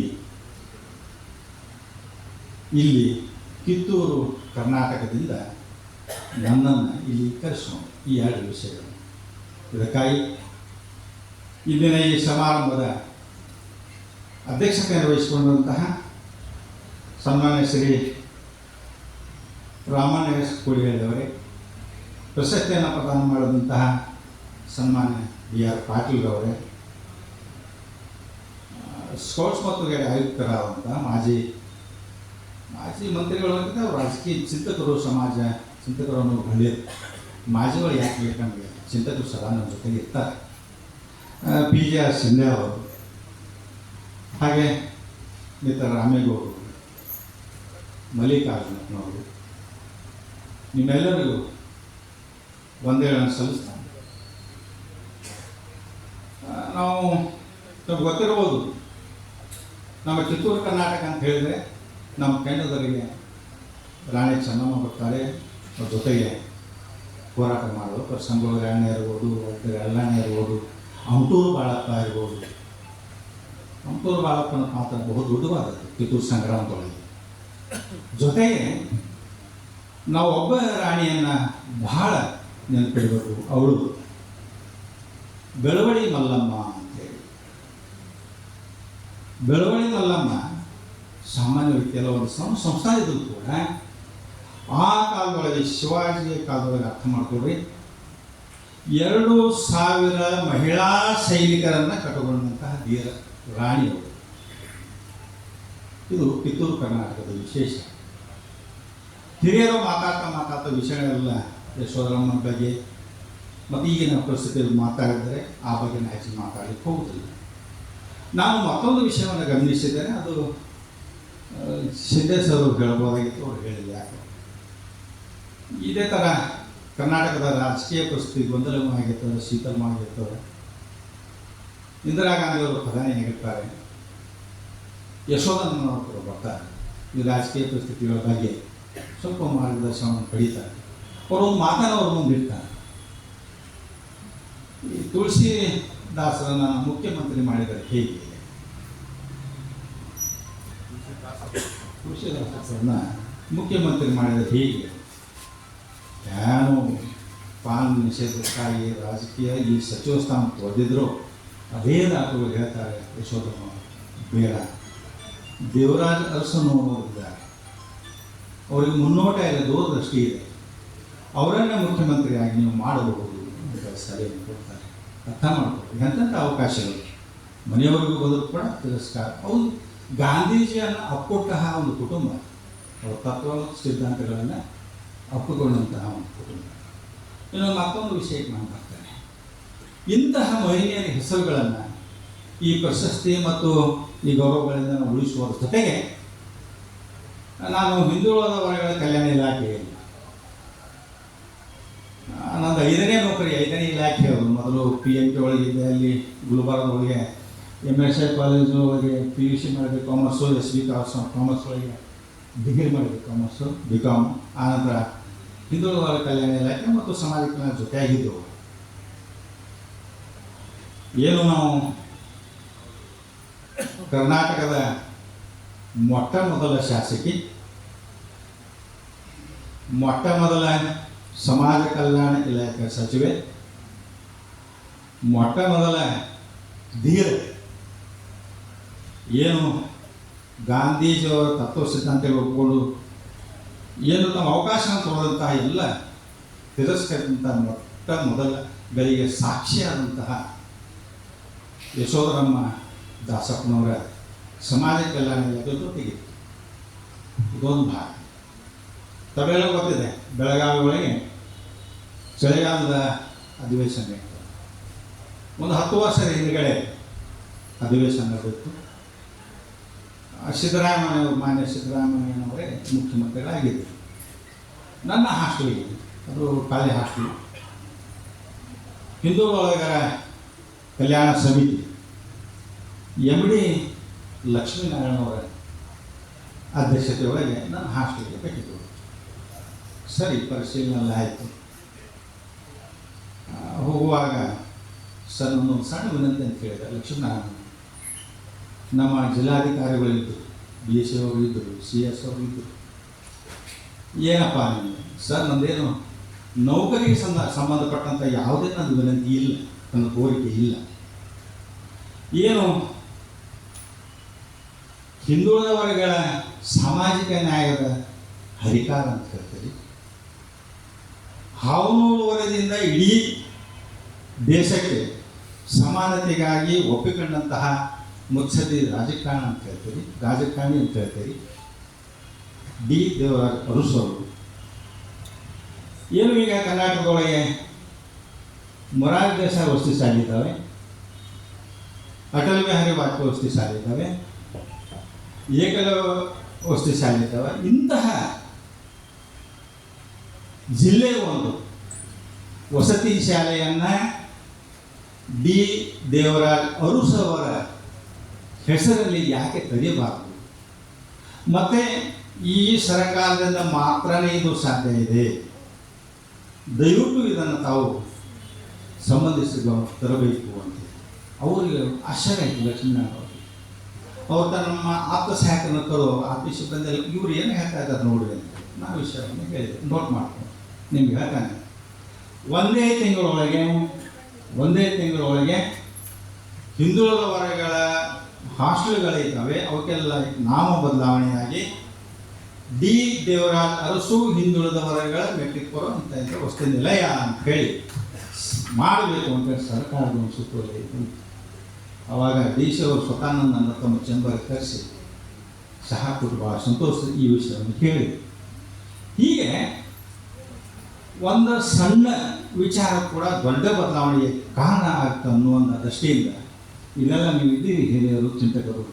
ನಿಮ್ಮಲ್ಲಿ ಈ ರಾಮೇಗೌಡರ ಈ ಜನಶಕ್ತಿ ಕನ್ನಡ ಜನಶಕ್ತಿ ಕೇಂದ್ರ ಒಂದು ವಿನಂತಿ ಅಂತ ಹೇಳಿದರೆ, ಯಶೋಧರಮ್ಮ ದಾಸಪ್ಪರವರ ಚಿಂತನೆಗಳು ಮತ್ತು ಸಾಧನೆಗಳು ಮತ್ತು ಅವರ ಹೆಸರು ಮುಂದಿನ ಪೀಳಿಗೆಗೆ ಉಳಿಬೇಕು ಅಂತ ಹೇಳಿದರೆ ಅವರ ಹೆಸರಿನಲ್ಲಿ ಜಿಲ್ಲೆ ಒಂದು ವಸತಿ ಶಾಲೆಯನ್ನು ತೆರೆಯಬೇಕು ಸರ್ಕಾರ ಅನ್ನುವಂಥದ್ದನ್ನು ದಯವಿಟ್ಟು ತಾವು ಅದನ್ನು ಮನವರಿಕೆ ಮಾಡ್ಕೊಳ್ಬೇಕು. ಅದರ ಪ್ರಸ್ತಾವನೆ ನೀಡಬೇಕು.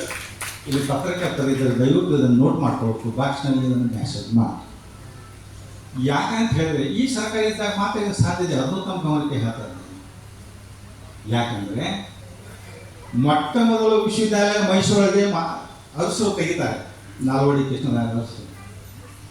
ಅವಾಗ ಯಶೋಧರ ಮೇಡಮ್ ಅವ್ರ ಅಮ್ಮನವ್ರು ಹೇಳ್ತಾರೆ, ಉನ್ನತ ಶಿಕ್ಷಣವೇನೋ ಸರಿ, ಪ್ರಾಥಮಿಕ ಮತ್ತು ಮಾಧ್ಯಮಿಕ ಶಿಕ್ಷಣಕ್ಕೂ ಕೂಡ ನೀವು ಅಷ್ಟೇ ಜವಾಬ್ದಾರಿಯಾದಂತಹ ಮೌಲ್ಯವನ್ನು ಕಿಮ್ಮತ್ತನ್ನು ಕೊಡಬೇಕು. ಆ ನಿಟ್ಟಿನೊಳಗೆ ತಮ್ಮ ಸರ್ಕಾರ ಪ್ರಯತ್ನಿಸಬೇಕು ಅನ್ನುವಂಥ ಮಾತನ್ನು ನೇರವಾಗಿ ಬಹಿರಂಗವಾಗಿ ಅವರು ಹೇಳ್ತಾರೆ. ಅದು ಮುಂದೆ ಹಲವಾರು ರೀತಿಯೊಳಗೆ ಅದು ಕೆಲಸ ಮಾಡ್ತಾರೆ. ಆ ಒಂದು ಮಾತು, ನನ್ನ ಈ ಮಾತನ್ನು ದಯವಿಟ್ಟು ತಾವೆಲ್ಲರೂ, ಯಾಕಂತ ಹೇಳಿದ್ರೆ ಇಂತಹ ಚೇತನಗಳು ಸಾರಿ ಹುಟ್ಟೋದಿಲ್ಲ ಮತ್ತು ಅವತರಿಸೋದಿಲ್ಲ.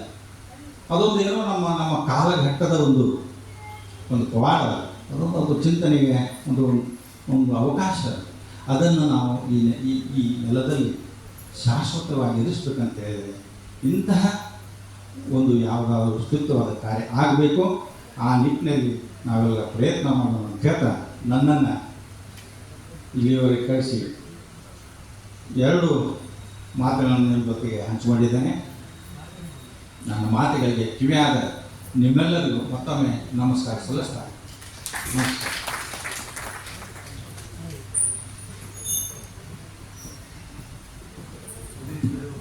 ನಿರ್ಲಕ್ಷಿತ ಭಾಗದ ಅರ್ಹರಿಗೆ ಪ್ರಶಸ್ತಿ ಕೊಡುವ ಸತ್ಪರಂಪರೆಯ ಬಗ್ಗೆ ಮೆಚ್ಚುಗೆಯನ್ನು ಆಡುತ್ತಾ ತಮ್ಮ ಅನುಭವಗಳನ್ನ ತಮ್ಮ ಚಿಂತನೆಗಳನ್ನ ನಮ್ಮೊಂದಿಗೆ ಹಂಚಿಕೊಂಡ ಶ್ರೀ ಬಸವರಾಜ್ ಗಾರ್ಗಿ ಅವರಿಗೆ ಎಲ್ಲರ ಪರವಾಗಿ ತುಂಬ ಹೃದಯದ ಧನ್ಯವಾದಗಳು. ಆತ್ಮೀಯರೇ, ಈ ದಿನ ಯಶೋಧರಮ್ಮ ದಾಸಪ್ಪ ಸಮಾಜ ರತ್ನ ಪ್ರಶಸ್ತಿಗೆ ಭಾಜನರಾಗಿರುವ ಎಲ್ಲರ ಮೆಚ್ಚುಗೆ ಹಾಗೂ ಪ್ರೀತಿಗೆ ಪಾತ್ರರಾಗಿರುವವರು, ನಿರ್ಲಕ್ಷಿತ ಮತ್ತು ದಮನಿತರ ಪರವಾಗಿ ಸದಾ ಕಾಳಜಿಯಿಂದ ಹೋರಾಟ ಮಾಡುವ ದಿಟ್ಟ ಹೋರಾಟಗಾರ್ತಿ, ಜನವಾದಿ ಮಹಿಳಾ ಸಂಘಟನೆಯ ರಾಜ್ಯಾಧ್ಯಕ್ಷರು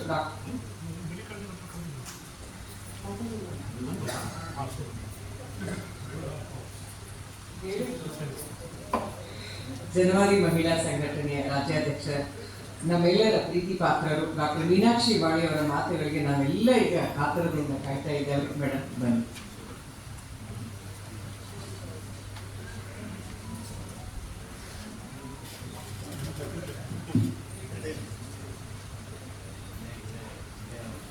ಹೊತ್ತು ನುಚ್ಚಿಲ್ಲ ಹುಗ್ಗಿಗೆ ಎಲ್ಯಾದ ಬೆಲ್ಲ, ಹೊತ್ತು ನುಚ್ಚಿಲ್ಲ ಹುಗ್ಗಿಗೆ ಎಲ್ಯಾದ ಬೆಲ್ಲ, ಸುಳ್ಳಂತ ಬರಿಲ್ಯಾಕೆ ಸಿಟ್ಟಿಗೆ ಬರಲ್ಯಾಕೆ, ಬಿಟ್ಟಿಗೆ ಬಂತೇನೋ ದೌತಿ ಲೆಕ್ಕನೆ.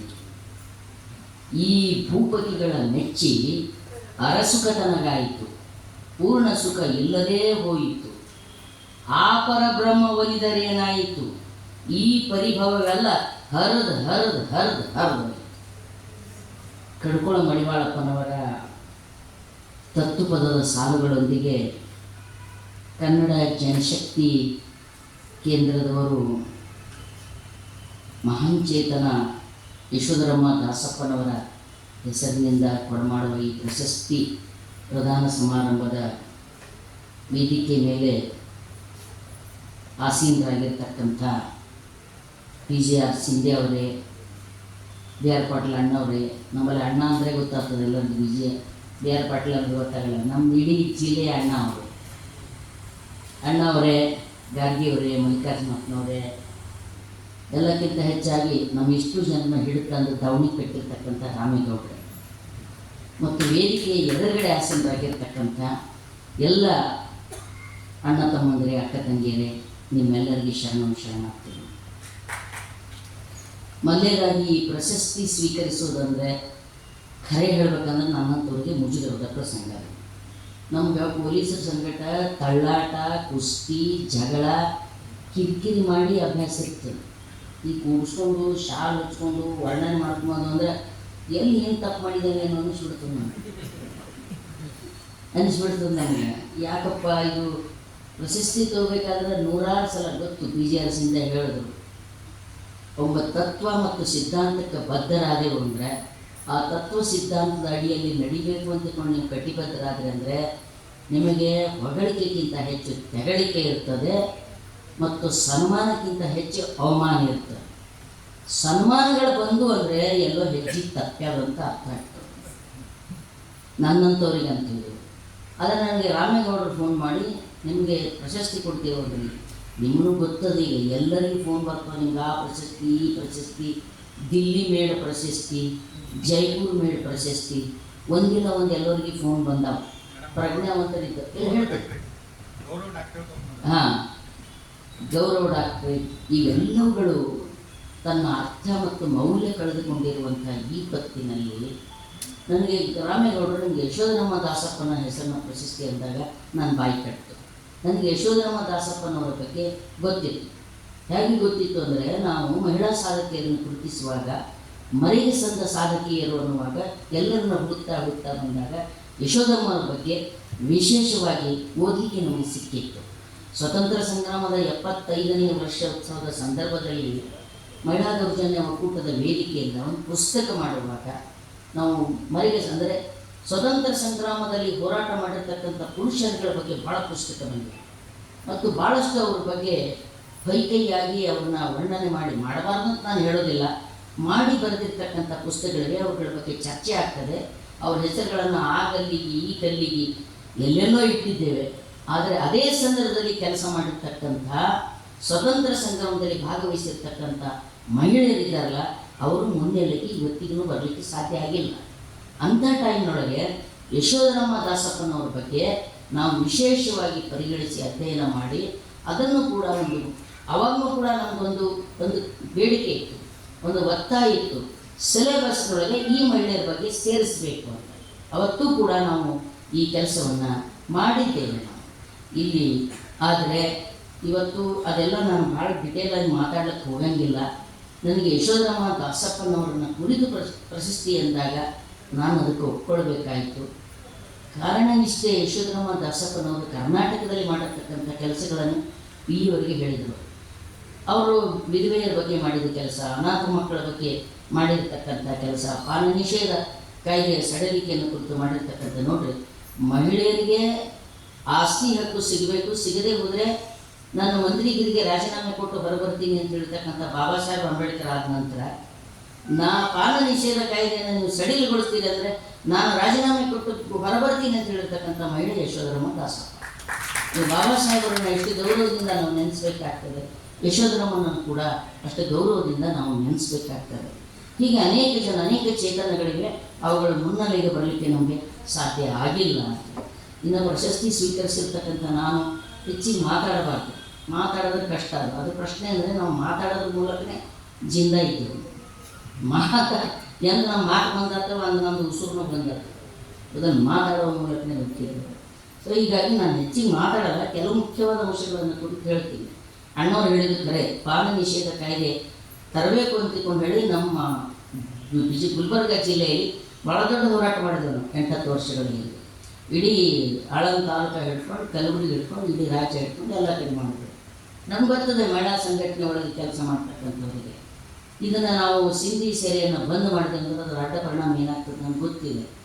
ಈಗ ಬಡವರ ಗಂಡದರೇನು ಸಿಂಧಿ ಸೇರಿ ಕುಡಿದು ಬರ್ತಾರಲ್ಲ, ಅವರು 50 ರೂಪಾಯಿದಾಗ ಕೆಲಸ ಮುಗೀತಿತ್ತು ಅಂದರೆ ನೀವು ರದ್ದು ಮಾಡಿದ್ರೆ ಅಂದ್ರೆ 200-300 ರೂಪಾಯಿ ಬೇಕಾಗ್ತದೆ. ಪಕ್ಕದ ಜಿಲ್ಲೆಗೆ ಹೋಗಿ ಕುಡಿದು ಬರ್ತಾರೆ, ಬೇರೆ ಸ್ಟೇಟಿಗೆ ಹೋಗಿ ಕುಡಿದು ಬರ್ತಾರೆ.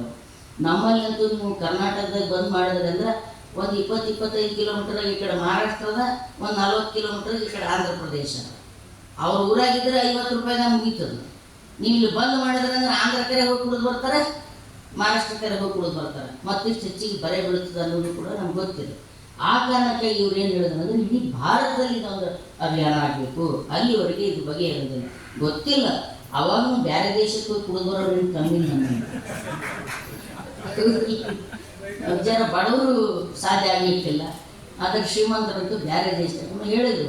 ನಮ್ಮ ಮುಖ್ಯಮಂತ್ರಿಗಳು 36,000 ಕೋಟಿ ಹಣ ಎಲ್ಲಿಂದ ತೂಗಿಸೋದು ಅಂತ ಕೇಳಿದ್ರು. ನನ್ನ ಬಾಯಿ ಬಂದಾಯಿತು.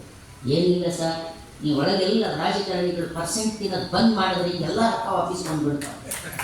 ಹಲ್ವ ಸರ್ಕಾರಗಳು, ಆ ಸರ್ಕಾರ ಈ ಸರ್ಕಾರ, ನೀವೇನು ಕಾಮಗಾರಿಗಳ ಹೆಸರಿನಿಂದ ಸೋರಿಕೆ ಮಾಡಿ ಸಿಕ್ಕಾಪಟ್ಟಿ ಬಡ್ಕೊಂಡು ತಿಂತಿರಲ್ಲ, ಅದನ್ನು ಸ್ವಲ್ಪ ಕಮ್ಮಿ ಮಾಡಿ, ಅದರ ಒಂದು ಜರ ಪರ್ಸೆಂಟೇಜ್ ಕಮ್ಮಿ ಮಾಡಿದ್ರಂದ್ರೆ 36,000 ಕೋಟಿ ಬರ್ತಕ್ಕಂಥದ್ದೇನು ದೊಡ್ಡ ಮೊತ್ತ ಏನಲ್ಲ. ಅದರ ಪ್ರಶ್ನೆ ಇಷ್ಟೇ, ಕರ್ನಾಟಕದಲ್ಲಿ ಬಂದಾದ ಕೂಡಲೇ ನಿಂತ ಕೂಡಲೇ ಅದು ಸಂಪೂರ್ಣ ಯಶಸ್ವಿ ಆಗೋದಿಲ್ಲ.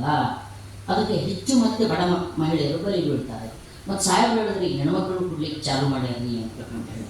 ಅದ್ರ ಒಂದೇ ವ್ಯತ್ಯಾಸ ಇಷ್ಟೇ ಇರಲಿ, ನಾವು ಮನೆ ಹಾಳು ಮಾಡಿ ಕುಡಿದಿಲ್ಲ, ಯಾರೋ ಒಬ್ಬರಿಬ್ಬರು ಚಾಲು ಮಾಡೋದು. ಪ್ರಶ್ನೆ ನೀವು ಕುಡಿದು ಸುಮ್ಮಿದ್ರೆ ಏನಾಗಂಗಿಲ್ಲ, ಮನೆ ಹಾಳು ಮಾಡ್ತೀರಿ, ಬೆಳಗನ ಹೆಂಡಕ್ಕೆ ತ್ರಾಸ ಕೊಡ್ತೀರಿ. ಬೆಳಗನ ನೀವು ಕುಡಿದ್ರೆ ಹೆಂಡಕ್ಕೆ ಹೋಗಿ ಭೇಟಿಯಾಗಿ ಮಾತಾಡ್ಸ್ಬೋದು, ನಿಮ್ಗೆ ಗೊತ್ತಾಗ್ತದೆ. ಸಾಕಾಗಿದೆ ನಿಮ್ಮ ಮೇಡಮ್ ಅವರೇ, ಇದು ಕಾಲಾಗ ರಾತ್ರಿಗೆ ಒಂದು ಯಾಕೆ ಆಡಿದ್ದೆ ಆಡ್ತದ್ರಿ, ಹೇಳಿದ್ದೆ ಹೇಳ್ತದ್ರಿ, ಏನು ಮಾಡಬೇಕು.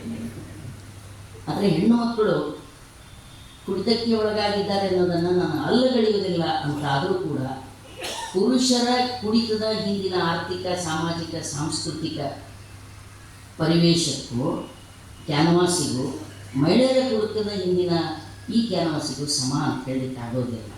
ಒಂದು, ಅದು ಸಾರ್ವತ್ರಿಕವಾಗಿ ಕುಡಿತಾ ಇಲ್ಲ, ಕುಡಿತಕ್ಕೆ ಒಡ್ಕೊಂಡಿದ್ದಾರೆ. ದೊಡ್ಡ ದೊಡ್ಡ ಸಿಟಿ ಒಳಗೆ ಚಿಕ್ಕ ಮಕ್ಕಳೆಲ್ಲ ಕುಡಿತಾ ಇದ್ದಾರೆ, ನನಗೆ ಗೊತ್ತಿದೆ. ಸಣ್ಣ ಮಕ್ಕಳು ಕುಡಿತಾರೆ, SSLC ಮಕ್ಕಳು ಕುಡಿತಾ ಇದ್ದಾರೆ, PUC ಮಕ್ಕಳು ರಾಜಾರೋಷವಾಗಿ ಕುಡಿತಾ ಇದ್ದಾರೆ. ಶ್ರೀಮಂತರ ಮಕ್ಕಳು ಅನ್ನುವಂಥದ್ದಿಲ್ಲ, ಬಡವರ ಮಕ್ಕಳು ಕೂಡ ಕುಡಿತಾ ಇದ್ದಾರೆ ಅನ್ನೋದಕ್ಕಿಂತ ಹೆಚ್ಚಾಗಿ ಕುಡಿಸ್ತಾ ಇದ್ದಾರೆ. ಜನ ಕುಡಿತಕ್ಕೆ ಫಸ್ಟ್ ಇಂಟ್ರೊಡ್ಯೂಸ್ ಆಗಂಥ ಗೇಟ್ ಅಂದ್ರೆ ಎಲೆಕ್ಷನ್ ಟೈಮ್ನೊಳಗೆ ತಮ್ಮ ಓಟದ ಲಾಭಿಗಾಗಿ ಹಾಲು ಹಂಚಲಾರ್ಕಿನ ಹೆಚ್ಚಿಗೆ ಪಾಕಿಟ್ ಹಂಚನೆ ಓಸು ಮಂದಿ ಎಲೆಕ್ಷನ್ ಮಾಡಿ ಬರ್ತೀವಿ.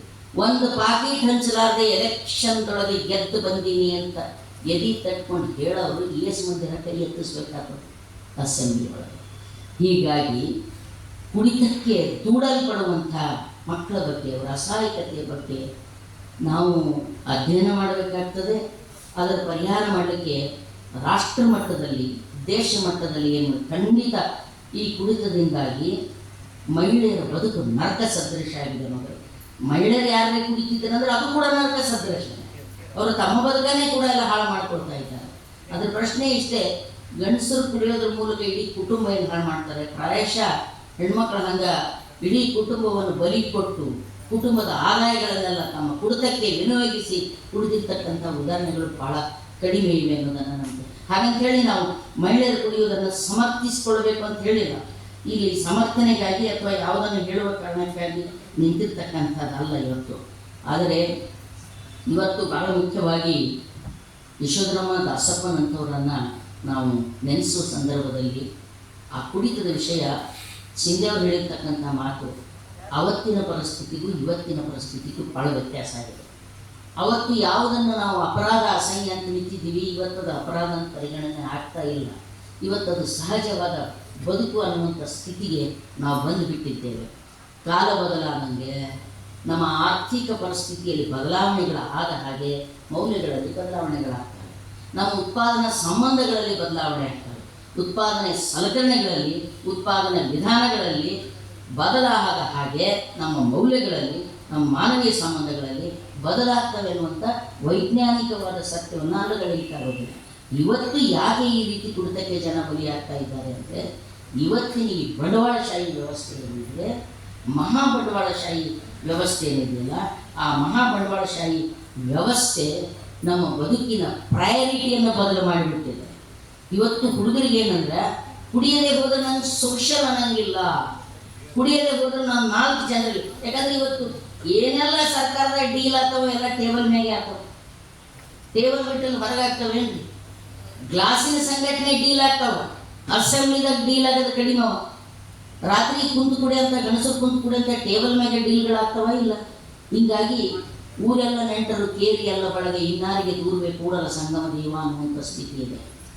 ಬಿ ಆರ್ ಪಾಟೀಲ್ ಅಂತವರು ಒಬ್ಬರಿಬ್ಬರು ಯಾರೋ ಉಳಿದು ಬಿಟ್ಟಾರು, ಅವರು ಯಾವತ್ತೂ ಕೂಡ ಚಟಕ್ಕೆ ಬಲಿಯಾಗಿಲ್ಲ ಅನ್ನುವ ಕಾರಣಕ್ಕಾಗಿ. ಹೀಗಾಗಿಯೇ ಇವತ್ತು ಬಿ ಆರ್ ಪಾಟೀಲ್ರು ನನಗೆ ಈ ಸನ್ಮಾನ ಮಾಡಿದ್ದಕ್ಕಾಗಿ ನನಗೆ ಖುಷಿ ಇದೆ. ಸ್ವಲ್ಪ ಆದರೂ ಸಜ್ಜನವಾದಂಥ ಇಬ್ಬರು ರಾಜಕಾರಣಿಗಳೊಂದಿಗೆ ಕುಂತಿದ್ದೀನಿ ಅನ್ನುವಂಥ ಖುಷಿ. ಇವ್ರನ್ನ ಬಿಟ್ಟ ಬೇರೆಯವರ ಜೊತೆ ಕೂಡುವ ಪ್ರಸಂಗ ಬಂದಿತ್ತು ಅಂದರೆ ನನಗೆ ಕಷ್ಟ ಆಗ್ತದೆ. ಬರಬೇಕೋ ಬರಬಾರ್ದು ಅನ್ನುವಂಥ ಚಿಂತನೆ ಅಂತೂ ಮಾಡಲೇಬೇಕಾಗ್ತದೆ. ನಾನು ಹೇಳಿದ್ರು ಬಿ ಆರ್ ಪಾಟೀಲ್ರು ಕೊಡ್ತಾರ ಅಂತಕೊಂಡು. ಅಣ್ಣವ್ರ ಬಗ್ಗೆ ಮೊದಲು ನಮ್ಮ ಅನೇಕ ಹೋರಾಟಗಳಿಗೆ ಬೆನ್ನೆಲುಬಾಗಿ ನಿಂತಿರ್ತಕ್ಕಂಥದ್ದು. ಅಂಗನವಾಡಿಯ ಹೋರಾಟದಲ್ಲಿ ನಾವು ಇದ್ದೇವೆ. ಅಂಗನವಾಡಿಗೆ ಸಂಬಂಧಪಟ್ಟಂಗೆ ಅಣ್ಣವ್ರು ಹೇಳಿರ್ತಕ್ಕಂಥ ಮಾತು 100ಕ್ಕೆ 100 ಸತ್ಯ. ನಾವು ಯಾವ MLA MP ಗಳ ಬಗ್ಗೆ, ತಮ್ಮ ತಮ್ಮ ಇಲಾಖೆಗಳ ಬಗ್ಗೆ ಏನೋ ಗೊತ್ತಿಲ್ಲ, ಅವ್ರಿಗೆ ಸೋಮು ಸಿಗ್ತಾರ, ಆಗ್ಯಾರ, ಬಂದಾರ. ಇವರು ಹೆಡ್ ಯಾರಂದ್ರೆ IAS ಆಫೀಸರ್ಗಳು. IAS ಆಫೀಸರ್ಗಳು ಅಕ್ಷರ ಆವಿಷ್ಕಾರ. ಯಾವ ರಾಜ್ಯ ಸರ್ಕಾರ NEP-ಯನ್ನು ರದ್ದು ಮಾಡ್ತೋ, NEP ಒಳಗೆ ಇದ್ದಿರ್ತಕ್ಕಂಥದ್ದೇ ಅದು. ಆ IAS ಆಫೀಸರ್ಗಳು ಮುಂಬಾಗಿಲಿಂದ ಯಾವುದು ತರಲಿಕ್ಕೆ ಸಾಧ್ಯವಿಲ್ಲೋ ಅದು ಹಿಮ್ಮಾಗಿಲಿಂದ ಜಾರಿ ಮಾಡಿಕೊಟ್ಟಿದ್ದಾರೆ. ಅದು ಅವರಿಗೆ ಅರ್ಥ ಆಗ್ತಾ ಇಲ್ಲ. ಅವರು ಜನರ ಮೆಚ್ಚುಗೆಯನ್ನು ಗಳಿಸ್ತಾ ಇದ್ದಾರೆ. ಏನು ಹೇಳ್ತಾ ಇದ್ದಾರೆ, ನಾವು ಇಂಗ್ಲೀಷ್ ಕಲಿಸ್ತೇವೆ. ಒಂದು ಮಗುವಿಗೆ ಚಿಕ್ಕ ವಯಸ್ಸಿನಲ್ಲೇ 2ರಿಂದ 3 ಭಾಷೆ ಕಲಿಯುವಂಥ ಸಾಮರ್ಥ್ಯ ಇರ್ತದೆ. ನೀವು ಇಂಗ್ಲೀಷ್ ಕಲಿಸ್ಲಿಕ್ಕೆ, ಫ್ರೆಂಚ್ ಕಲಿಸ್ಲಿಕ್ಕೆ, ರಷ್ಯನ್ ಕಲಿಸ್ಲಿಕ್ಕೆ, ಅಥವಾ ಜಗತ್ತಿನ ಯಾವ ಭಾಷೆ ಕಲಿಸ್ಲಿಕ್ಕೂ ನಮ್ದು ಯಾರಿಗೂ ಅಡ್ಡಿ ಇಲ್ಲ, ತೊಂದರೆ ಇಲ್ಲ. ಅದ್ರ ಪ್ರಶ್ನೆ ಕಲಿಸ್ತೀರಾ, ಅದು ಕಲಿಸುವಂಥ ಮಾರ್ಗವಾ ಅನ್ನುವಂಥದ್ದು. ಈಗ ನಾವು ಇಂಗ್ಲೀಷಿಗೆ ಕಲಿಸುವುದರ ಮೂಲಕ ಕನ್ನಡದ ಕೊಲೆ ಆಗ್ತದೆ ಅಂತ ನಿಂತೇವಂದ್ರೆ ಎಲ್ಲ ಬಡವರು, ದಲಿತರು, ಹಿಂದುಳಿದವರು ಎದ್ದಿರ್ತಾರೆ. ಸರ್ಕಾರಿ ಶಾಲೆ ಒಳಗೆ ಹೋಗ್ತಕ್ಕಂಥವ್ರು ಬಡವರು, ದಲಿತರು, ರೈತರ ಮಕ್ಕಳು, ಹಿಂದುಳಿದವ್ರ ಮಕ್ಕಳು, ಕೂಲಿ ಕಾರ್ಮಿಕರ ಮಕ್ಕಳು. ಶ್ರೀಮಂತರ ಮಕ್ಕಳಿಗೆ ಅದನ್ನು ಇಂಗ್ಲೀಷ, ನಮ್ಗೆ ಇಂಗ್ಲೀಷ್ ಬೇಡ, ನಮಗೆ ಇಂಗ್ಲೀಷ್ ಬೇಕು ಅಂದರೆ ಯಾವ ಸ್ಥಿತಿಗೆ ಬಂದು ನಿಂತಿದ್ದೀವಿ ಅಂದರೆ, ಬದುಕಲಿಕ್ಕೆ ಇಂಗ್ಲೀಷ್ ಅನಿವಾರ್ಯ ಅನ್ನುವಂಥ ದೊಡ್ಡ ಭ್ರಮೆ ಒಳಗಿದ್ದೇವೆ. ಆದರೆ ಇವತ್ತಿನ ಈ ಆಧುನಿಕ ಬಂಡವಾಳಶಾಹಿ, ಆಧುನಿಕೋತ್ತರ ಕಾಲಘಟ್ಟದ ಬಂಡವಾಳಶಾಹಿ ವ್ಯವಸ್ಥೆ ಅಂದ್ರೆ ಜಾಗತಿಕ ಮಟ್ಟದ ಸ್ಪರ್ಧೆಯಿಂದ ನಾವ್ಯಾರು ಹಿಂದುಳಿಯುವಂತಿಲ್ಲ ಅನ್ನೋ ವಾಸ್ತವಗಳನ್ನು ಒಪ್ಪಿಕೊಳ್ತಾನೆ ಒಂದು ಭಾಷೆ ಕಲಿಸುವುದಾದರೆ ಹೇಗೆ ಭಾಷೆ ಕಲಿಸ್ತೇವೆ? ಇಂಗ್ಲೀಷ್ ಮೀಡಿಯಂ ಕಲಿತ್ರೆ ಇಂಗ್ಲೀಷ್ ಬರುವುದಿಲ್ಲ, ಇಂಗ್ಲೀಷ್ ಕಲಿಸ್ರೆ ಇಂಗ್ಲೀಷ್ ಬರ್ತದೆ. ಅದನ್ನು ಮಟ್ಟವನ್ನು ತಂದೆಯಲ್ಲಿ ಹೈದರಾಬಾದ್ ಕರ್ನಾಟಕಕ್ಕೆ ಜಾರಿ ಮಾಡೋದು. ಹೈದರಾಬಾದ್ ಕರ್ನಾಟಕದೊಳಗೆ ಅವ್ರು ಏನು ಹೇಳಿದ್ರಂದ್ರೆ ಹೈದರಾಬಾದ್ ಕರ್ನಾಟಕ ಶಿಕ್ಷಣದಲ್ಲಿ ಭಾಳ ಹಿಂದುಳಿದಿದೆ, SSLC ರಿಸಲ್ಟ್ ಯಾವಾಗಲೂ ಲಾಸ್ಟ್ ಸ್ಟೇಜ್ನಾಗ ಇರ್ತೀರಿ, ಅದಕ್ಕೆ ನಾವು ಮುಂದುವರಿಸ್ತೇವೆ. ಅವ್ರಿಗೆ ಏನಾದ್ರು ಸ್ವಲ್ಪ ಆದರೂ ತಿಳುವಳಿಕೆ ಇರಬೇಕು. ಅವ್ರು ಇವತ್ತಿಗೂ ಹೈದರಾಬಾದ್ ಕರ್ನಾಟಕದ ಸರ್ಕಾರಿ ಶಾಲೆ ಒಳಗೆ 40ರಷ್ಟು ಇಂಗ್ಲೀಷ್ ಮೇಸ್ಟ್ರುಗಳಿಲ್ಲ. ಆ ಇಂಗ್ಲೀಷ್ ಮೇಸ್ಟ್ರುಗಳ ಕಡೆ ಮೊದಲೇ ಗಣಿತ ಮೇಸ್ಟ್ರುಗಳಿಲ್ಲ, ಏಕೋಪಾಧ್ಯಾಯ ಶಾಲೆಗಳಿವೆ. ಇವತ್ತು ಶಾಲೆಗೆ ಪ್ರಾಥಮಿಕ ಶಾಲೆಗಳಿಗೆ ಬಿಲ್ಡಿಂಗ್ ಇಲ್ಲ. ಅಂಥದ್ರೊಳಗೆ ನಾವು ಶಿಕ್ಷಣ ಮಟ್ಟವನ್ನು ಎತ್ತರಿಸ್ತೀವಿ ಅಂತ ಹೇಳೋದ್ರ ಮೂಲಕ ಸಾಕಷ್ಟು ಯಶಸ್ಸನ್ನು ಕಂಡಿರ್ತಕ್ಕಂಥ ಹಲವು ದೋಷಗಳ ನಡುವೆ, ಹಲವು ಮಿತಿಗಳ ನಡುವೆ ಯಶಸ್ಸನ್ನು ಕಂಡಿರ್ತಕ್ಕಂಥ ಒಂದು ಯೋಜನೆಯನ್ನು ಗೊತ್ತಿರಲಾರ್ದಂಗೆ ಅದನ್ನು ಅಳಿಸಿ ಹಾಕುವ ಮೂಲಕ ಏನೋ ಸಾಧಿಸಿಬಿಡ್ತೇವೆ ಅಂತ ಹೊರಟಿರುವಂಥದ್ದು ಅವೈಜ್ಞಾನಿಕ ಮತ್ತು ಅತಾರ್ಕಿಕವಾದದ್ದು. ಅದನ್ನು ಯಾವ ಸ್ಟೇಕ್ ಹೋಲ್ಡರ್ಸ್ನ ಡಿಸ್ಕಷನ್ ಅದು ಏನೋ ಮಾಡಿಲ್ಲ, ತಾನೇ ತಂದಿರ್ತಕ್ಕಂಥದ್ದು. ಹೀಗಾಗಿ ನಮ್ಮ ಭಾಗದಲ್ಲಿ ಅಥವಾ ಇಡೀ ಕರ್ನಾಟಕದಲ್ಲಿ ಇರ್ತಕ್ಕಂಥ ಅಂಗನವಾಡಿಯ ಮಹಿಳೆಯರ ನೌಕರಿಯ ಪ್ರಶ್ನೆ ಅಲ್ಲ ಅದು. ದಯವಿಟ್ಟು ಸರ್ಕಾರ ಅದನ್ನು ಅರ್ಥ ಮಾಡಿಕೊಳ್ಬೇಕು. ನೌಕರಿಯ ಪ್ರಶ್ನೆ ಅಲ್ಲ, ಇಡೀ ಶಿಕ್ಷಣ ವ್ಯವಸ್ಥೆಯ ಪ್ರಶ್ನೆ. ಮಕ್ಕಳಿಗೆ ಇಂಗ್ಲೀಷ್ ಕಲಿಸಲಿಕ್ಕೆ ಬೇಕಾದಂಥ ಸಂಪನ್ಮೂಲ ವ್ಯಕ್ತಿಗಳಿದ್ದಾರೆ. ಮತ್ತು ಆಮೇಲೆ ಎಲ್ಲಕ್ಕಿಂತ ಹೆಚ್ಚಾಗಿ ಮಗುವಿಗೆ ತನ್ನ ಮಾತೃಭಾಷೆಯ ಮೇಲೆ ಪ್ರಭುತ್ವ ಬರದ ಹೊರತು ಬೇರೆ ಯಾವ ಭಾಷೆಯೂ ಕೂಡ ಬರಲಿಕ್ಕೆ ಸಾಧ್ಯ ಇಲ್ಲ. ನೀವು ಕನ್ನಡವನ್ನು ಸದೃಢವಾಗಿ ಕಲಿಸಿ ಉಳಿದ ಭಾಷೆಯನ್ನು ನೀವು ಕಲಿಸಿದ್ರೆ ಬೇಗ ಕಲಿತಾರೆ ಮಕ್ಕಳು. ಈಗ ಮಕ್ಕಳು ಇಂಗ್ಲೀಷ್ ಮೀಡಿಯಮ್ದಾಗ ಓದಿ ಹುಡುಗರವಲ್ಲ, ಅವ್ರು ಇಂಗ್ಲೀಷ್ ಮಾತಾಡೋದು ಕೇಳಿದ್ರೆ ನೀವು come here come go there go what my father's ಮಂಡಲ್ಸ್ ಗೋ, ಇಷ್ಟೇ ಅವ್ರು ಹೇಳೋದು. ಬಾರೆ ಬಾ ಹೋಗ ನಮ್ಮ ಅಪ್ಪದೇನು ಗಂಟು ಹೋಗ್ತದೆ ಅನ್ನೋದು. ಕಮ್ಮರೆ ಆ ಕಡೆ ಬರೋದಿಲ್ಲ. ಓಡಿನೊಳಗಿನ ಹೌದಲ್ಲ, ಓಡಿ ಒಳಗಿನ ಸಸಿ ಕೆಳೆಯಿಂಕೆ ಬೇರು ಉರೋದು, ಮೇಲಿಂಕೆ ಪಲ್ಲವಿಸೋದು. ವಚನಕಾರ ಹೇಳ್ತಾರೆ. ಓಡಿನೊಳಗಿನ ಸಸಿ ಅಂತ ಕುಂಡದೊಳಗೆ ಬೆಳೆಸಿರ್ತಕ್ಕಂಥ ಪಾಟ್ನಾಗ ಬೆಳೆಸಿರ್ತಕ್ಕಂಥ ಗಿಡ ತೆಳಗೆ ಬೇರೂ ಬಿಡಲ್ಲ, ಮ್ಯಾಲೆ ತೊಂಗೆನೂ ಚಾಚಲ್ಲ. ಈ ಇಂಗ್ಲೀಷ್ ಮೀಡಿಯಮ್ದಾಗ ಓದಿದ ಹುಡುಗರೆಲ್ಲ ಕುಂಡದಾಗಿನ ಗಿಡಗಳು ಹೌದಲ್ಲ, ಅಲ್ಲಿನೂ ಸಲ್ಲಂಗಿಲ್ಲ ಇಲ್ಲೂ ಸಲ್ಲಂಗಿಲ್ಲ. ಸಹಜವಾಗಿ ನೀ ಸರ್ಕಾರಿ ಶಾಲೆಗೆ ಓದಿರ್ತಕ್ಕಂಥ ಮಕ್ಕಳು ಗಿಡನೂ ಏರ್ತಾರ, ಬ್ಯಾಂಕ್ನಾಗ ಒಂದು ರೊಕ್ಕನೂ ತೆಗಿತಾರ, ಇಲ್ಲಿ ಮೆಟ್ರೋದಾಗ ಹ್ಯಾಂಗೆ ಓಡಿ ಹಿಡಿಬೇಕನ್ನೋದು ಕಲಿತಾರೆ. ಪ್ರಶ್ನೆ ಅದು ಅಲ್ಲ. ಮಕ್ಕಳಿಗೆ ಕಲಿಸಲಿಕ್ಕೆ ಬೇಕಾಗಿರ್ತಕ್ಕಂಥ ಒಂದು ಇಚ್ಛಾಶಕ್ತಿ ಇದೆ. ಆ ಇಚ್ಛಾಶಕ್ತಿ ಇಲ್ಲದೆ ಹೋದರೆ ಮಕ್ಕಳಿಗೆ ಕಲಿಸಲಿಕ್ಕೆ ಆಗೋದಿಲ್ಲ. ವಿಶೇಷವಾಗಿ ಇವರು ಈ ಸಿಂಧೆ ಅವರು ಹೇಳಿದರು, ನಮ್ಮ ಹೈದರಾಬಾದ್ ಕರ್ನಾಟಕ ಭಾಗದವ್ರನ್ನ ಗುರುತಿಸಿ ನಿಜವಾಗಿ ಕೂಡ ನಾನು ನಿಮಗೆ ಅನಂತ ಋಣಿಯಾಗಿದ್ದೇನೆ, ನಮ್ಮ ಭಾಗದವರನ್ನು ಗುರುತಿಸಿದ್ದಕ್ಕಾಗಿ. ಯಾಕಂದರೆ ಇಲ್ಲಿ ಸಬರತ್ ಸರ್ ಇದ್ದಾರೆ, ಮಲ್ಲಿಕಾರ್ಜುನ್ ಕಡ್ಕೊಳ್ಳಿದ್ದಾರೆ, ಅನೇಕ ಜನ ನಮ್ಮ ಭಾಗದವರಿದ್ದಾರೆ. ನಮ್ಗೆ ಗೊತ್ತಿದೆ, ಅನೇಕ ನೀವು ಆಧುನಿಕ ಕನ್ನಡ ಸಾಹಿತ್ಯ ಚರಿತ್ರೆ ಬರೆಯುವಾಗ ನೀವು ನವೋದಯದ ಕಾಲಘಟ್ಟದಲ್ಲಿ ಇಲ್ಲಿ ಕನ್ನಡದಲ್ಲಿ ಏನೂ ಕೆಲಸನೇ ಆಗಿಲ್ಲ ಅಂತ ಶರ ಬರೆದು ಹೋಗಿರ್ತಕ್ಕಂಥದ್ದು ಇದೆ. ಇವತ್ತು ಅಸಂಖ್ಯಾತ ತತ್ವಪದಕಾರರು, ಪುರಾಣಕಾರರು. ಸೊ ಅದೆಲ್ಲವನ್ನು ವಿಸ್ತಾರವಾಗಿ ನಾನು ಹೇಳಕ್ಕೆ ಹೋಗೋದಿಲ್ಲ. ಆದರೆ ಮುಖ್ಯವಾಗಿ ಇಂಥ ಒಂದು ಪ್ರಶಸ್ತಿಯನ್ನು ಕೊಡುವ ಮೂಲಕ ನೀವು ನನಗೆ ಬಹಳ ದೊಡ್ಡದಾಗಿರ್ತಕ್ಕಂಥ ಗೌರವ ಕೊಟ್ಟಿದ್ದೀರಿ. ನಿಮ್ಮ ಗೌರವಕ್ಕೆ ನಾವೇನಂಥ ದೊಡ್ಡ ಕೆಲಸ ಮಾಡಿಲ್ಲ. ನೀವು ಕೊಟ್ಟವ್ರು ದೊಡ್ಡವರು, ನಾವು ತೊಗೊಂಡವ್ರು ದೊಡ್ಡವರಲ್ಲ. ಇದನ್ನು ತಿಳ್ಕೊಂಡು ಮಾವಿನಕಾಯಿ ಒಳಗೊಂದು ಎಕ್ಕೆಕಾಯಿ ನಾಣಯ್ಯ ಬಸವಣ್ಣ ಹೇಳಿದ್ದು. ಮಾವಿನಕಾಯಿ ಒಳಗೊಂದು ಎಕ್ಕೆಕಾಯಿ ನಾಣಯ್ಯ ಅಂತ. ಭೂಲೋಕದ ಮೇಲಿದ್ದವರೆಲ್ಲ ಭಕ್ತರಾರೂ ಇಲ್ಲವಯ್ಯ, ಎಲ್ಲರೂ ಜಂಗಮ ಪುಂಗವರು. ಹಾಗೆ ಇಲ್ಲಿರ್ತಕ್ಕಂಥ ನೀವು ನಾವೇನಂತ ದೊಡ್ಡ ಕೆಲಸ ಮಾಡಿಲ್ಲ. ನಾವು ದೊಡ್ಡ ಹೋರಾಟ ಮಾಡಿದ್ದೇ ಆದರೆ ಇವತ್ತು ಮತ್ತೆ ಹೆಣ್ಣು ಭ್ರೂಣ ಹತ್ಯೆ ಇಷ್ಟು ದೊಡ್ಡದಾಗಿ ಇರ್ತಿರಲಿಲ್ಲ ಸರ್. ನಾವು ಮಾಡಿರ್ತಕ್ಕಂಥ ಕೆಲಸ ಏನೂ ಅಲ್ಲ. ಎಷ್ಟೆಲ್ಲ ಕೆಲಸ ಮಾಡಬೇಕಾಗಿತ್ತು. ಇವತ್ತು ಹೆಣ್ಣು ಭ್ರೂಣ ಹತ್ಯೆ, ಹೆಣ್ಣು ಮಕ್ಕಳ ಮೇಲಿನ ಅತ್ಯಾಚಾರಗಳು, ಹೌದಲ್ಲ, ಹೆಣ್ಣು ಮಕ್ಕಳನ್ನು ಅಪಮಾನಿಸುವಂಥದ್ದು. ಸರ್ ಏನೋ ಹೇಳಿದ್ರು, ಇವತ್ತು ನಾವು ಕೂಡ ಜೈಲಿನಲ್ಲಿ ಇದ್ದು ಬಂದೀವಿ, ಜೈಲಿನಲ್ಲಿ ದಿನಗಳನ್ನು ಕಳೆದಿದ್ದೇವೆ ಅಂತಕೊಂಡು. ಅವತ್ತಿನ ರಾಜಕಾರಣಿಗಳ ಜೈಲಿನಲ್ಲಿ ಹೋಗೋದಕ್ಕೂ ಇವತ್ತಿನ ರಾಜಕಾರಣಿಗಳ ಜೈಲಿನಲ್ಲಿ ಹೋಗೋದಕ್ಕೆ ಎಷ್ಟು ವ್ಯತ್ಯಾಸಗಳು ಇರ್ತಾರೆ, ಹೌದಲ್ಲ. ಇವತ್ತು ಜೈಲಿನಲ್ಲೇ ಇರಬೇಕಾಗಿರ್ತಕ್ಕಂಥ ಒಂದು ಸಣ್ಣ ಚಟಾಕಿ ಹಾರಿಸಿ ನಾನು ಮಾತು ಮುಗಿಸ್ತೀನಿ. ನಮ್ಮ ಇವತ್ತಿನ ವರ್ತಮಾನವನ್ನು ಕುರಿತು ಒಂದು ಸಣ್ಣ ಚಟಾಕಿ. ಒಂದು ಸತಿ ಒಬ್ಬ ಹೆಣ್ಮಗಳು ದೇವಸ್ಥಾನಕ್ಕೆ ಹೋದ್ಕೊಳ್ಳೆ ನಮ್ಮ ಭಾಗದೊಳಗೆ ತೆಂಗಿನಕಾಯಿ ಅಂತೇನು ಹೇಳ್ತೇನೆ, ಅದು ಒಡ್ಕೊಂಡು ಬರೋದು ನಮ್ಮ ಭಾಗದ ಒಂದು ಪದ್ಧತಿ. ಇಲ್ಲಿ ನೀವು ಒಡೆಯಂಗಿಲ್ಲ, ತಿಂತೀರಿ. ನಮ್ಮಲ್ಲಿ ತೆಂಗಿನಕಾಯಿ ತೊಗೊಂಬಂದ್ರೆ ಅಮಾಸಿ ಮುನ್ನಿಗೆ ಅದು ಹೋಗಿ ದೇವ್ರ ಗುಡಿಯಾಗ ಒಡಿಬೇಕು. ನಾವು ಒಡೆದು ಒಂದು ಕಳಕ ಪೂಜಾರಿ ತೋತಾನ, ಒಂದು ಕಳಕ ನಮ್ಮ ಮನೆಗೆ ತೊಗೊಂಡು ಬರ್ತೀವಿ. ಹಾಗಾಗಿ ಒಂದು ತೆಂಗಿನಕಾಯಿ ಹೋಗಿ ಪೂಜಾರಿ ಎಲ್ಲೇನ ಇದು ಒಡಿ ಅಂತ ಅನ್ನೋ. ಪೂಜಾರಿ ಇಲ್ರಿ ಅನ್ನ ಎಲ್ಲೋಗೇನ್ರಿ ಪೂಜಾರಿ ಮತ್ತೆ ತೆಂಗಿನಕಾಯಿ ಹೊಡೆದ್ಬಿಟ್ಟು ಅವ್ನ ಕೆಲಸ ಅದು. ಎಲ್ಲೋಗೇನ ಅವ ಚಾ ಕುಡ್ಲಿಕ್ಕೆ ಹೋಟೆಲ್ಗೆ ಹೋಗ್ಯಾನ. ಅಲ್ಲಿ ಹೋಟೆಲ್ಗೆ ಹೋಗ್ಯಾನ ಅವಾಗೇನ ಮತ್ತೆ ಬಂದಿಲ್ಲೇನ್ರಿ? ಇಲ್ಲ, ಅಲ್ಲೇ ಕೂತಾನ್ರಿ. ಅಲ್ಲೇ ಕೂತಾನ. ಆಲ್ರೆಡಿ ಹೋಟೆಲ್ದಾಗ ಕೂಡೋರು ಇದ್ರಲ್ಲ, ಅವ್ರು ಎಲ್ಲಿ ಹೋಗ್ಯಾರ? ಅವರೆಲ್ಲ ಇಸ್ಪೇಟ್ ಆಡ್ಲಿಕ್ಕೆ ಹೋಗ್ಯಾರ ಏನಂತ. ಹೋಟೆಲ್ದಾಗ ಚಾ ಕೊಟ್ಟು ಸುಮ್ಮನೆ ಗಪ್ಪ ಹೊಡೆಯೋರು ಇಸ್ಪೇಟ್ ಆಡ್ಲಿಕ್ಕೆ ಹೋದ್ರ. ಮತ್ತು ಆಲ್ರೆಡಿ ಇಸ್ಪೇಟ್ ಆಡೋರು ಇದ್ರಲ್ಲ, ಅವರೆಲ್ಲ ಹೋಗ್ಯಾರ ಅಂತ. ಅವ್ರಿಗೆ ಇಸ್ಪೇಟ್ ಆಡೋದ್ರಾಗ ರೊಕ್ಕ ಬರಲ್ಲ ಹೋಗ್ತೀರಿ, ಭಾಳ ಕಮ್ಮಿ ಅಂತ ಕಳ್ತನ ಮಾಡ್ಲಿಕ್ಕೆ ಹೋಗ್ಯಾರ.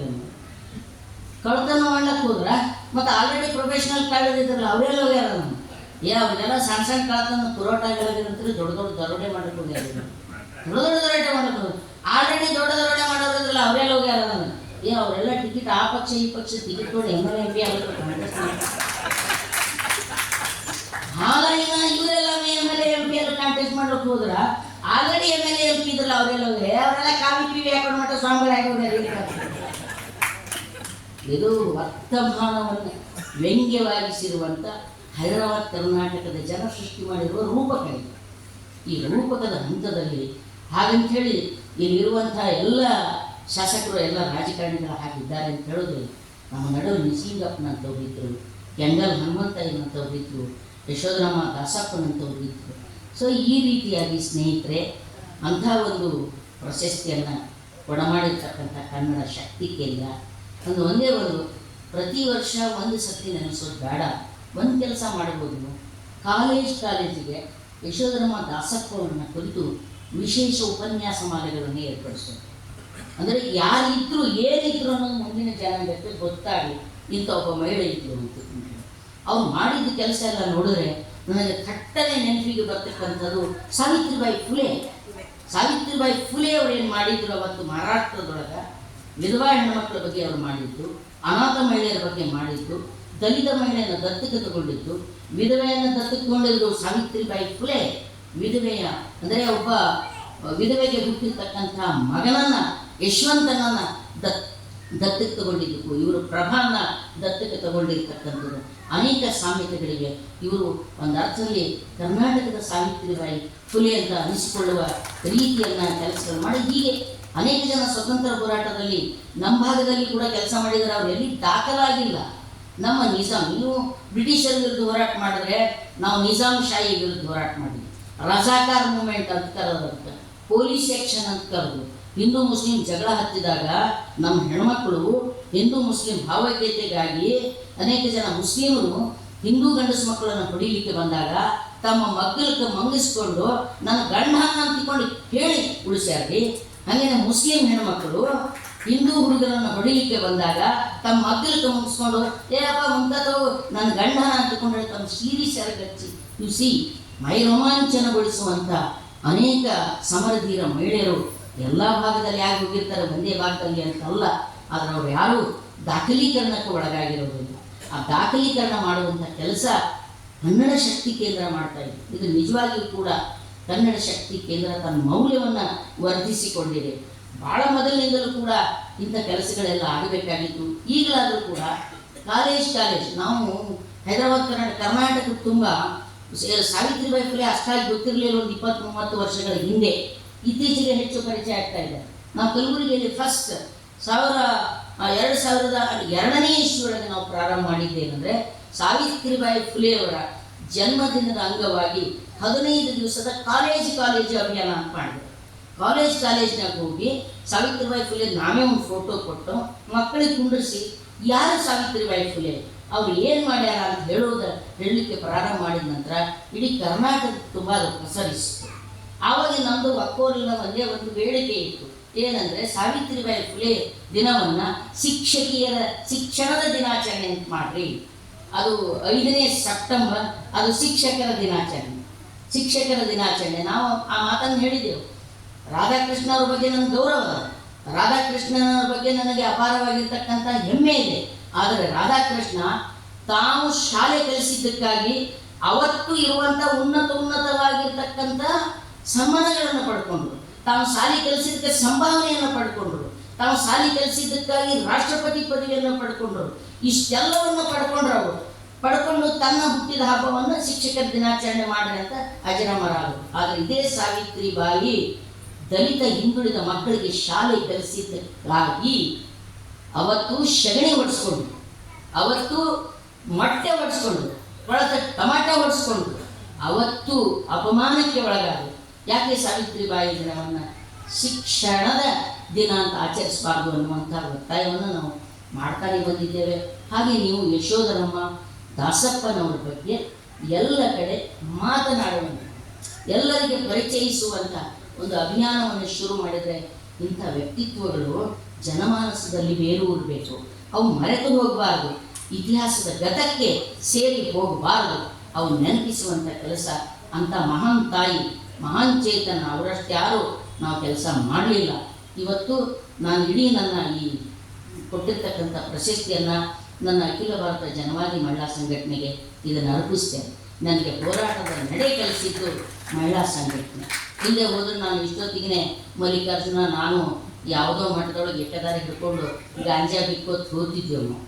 ಆದರೂ ಈ ಕಡೆ ಬಂದು ನಮಗೆ ಹೋರಾಟದ ಸಾಗರಕ್ಕೆ ಪರಿಚಯಿಸಿರ್ತಕ್ಕಂಥದ್ದು ನನ್ನ ಅಖಿಲ ಭಾರತ ಜನವಾದಿ ಮಹಿಳಾ ಸಂಘಟನೆ.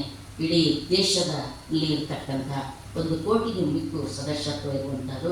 ನಂದು ಏನಾದರೂ ಚೂರು ಪಾರು ಹೋರಾಟ ಅನ್ನೋದಿದ್ದರೆ ಅದು ಮಹಿಳಾ ಸಂಘಟನೆ ಕೆಲಸ, ನನ್ನದಲ್ಲ.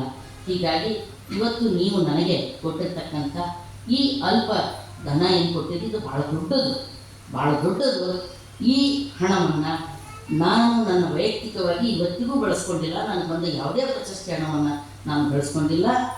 ಈ ಹಣವನ್ನು ನನ್ನ ಅಖಿಲ ಭಾರತ ಜನವಾದಿ ಮಹಿಳಾ ಸಂಘಟನೆಗೆ ಅರ್ಪಿಸ್ತೇನೆ. ನಮ್ಮ ಖಜಾಂಚಿ ಬಂದಿದ್ದಾರೆ, ನಮ್ಮ ಉಪಾಧ್ಯಕ್ಷರು ಬಂದಿದ್ದಾರೆ. ದಯವಿಟ್ಟು ವೇದಿಕೆ ಮೇಲೆ ಬಂದು ಈ ಪ್ರಶಸ್ತಿ ಹಣವನ್ನು ಸ್ವೀಕರಿಸಿ ನನ್ನನ್ನು ಕೃತಾರ್ಥರನ್ನಾಗಿ ಮಾಡಬೇಕು ಅಂತ ಅವರಲ್ಲಿ ನಾನು ಕೇಳ್ಕೊಳ್ತಾ ಇದ್ದೀನಿ. ರಾಮೇಗೌಡ ಮತ್ತು ಜನಶಕ್ತಿ ಕೇಂದ್ರ ನಿಮ್ಮೆಲ್ಲರಿಗೂ ಅನಂತ ನೀವು ನಾವೇನೋ ಮಾಡಲೇ ಇಲ್ಲ ಸರ್. ಯಾರು ನೀವು ಆಯ್ಕೆ ಮಾಡಿದ್ರೇನೋ ಗೊತ್ತಿಲ್ಲ. ಆ ಕಡೆ ನಮ್ಮ ಊರಿನ ಮಂದಿ ಭಾಷೆ ನೋಡಿ ಆಯ್ಕೆ ಮಾಡಿರೋ ಅಥವಾ ನಾವು ಹಾಕದ ನಡಿಗೆವಂತೇನು ಆಯ್ಕೆ ಮಾಡಿರೋ ಗೊತ್ತಿಲ್ಲ. ನಮಗಿಂತ ದೊಡ್ಡ ಕೆಲಸ ಮಾಡಿದವರು ಇದ್ದಾರೆ ಸರ್, ಭಾಳ ದೊಡ್ಡ ಕೆಲಸ ಮಾಡಿದವರು ಇದ್ದಾರೆ.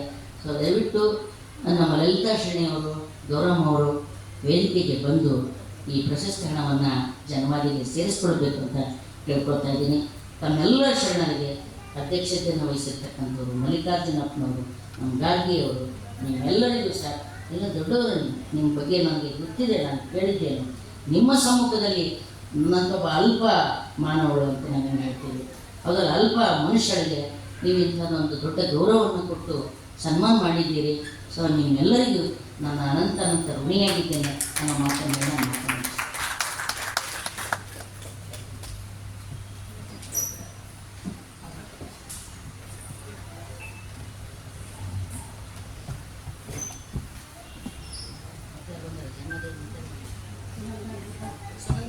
ಬರ್ರಿ ಪ್ಲೀಸ್.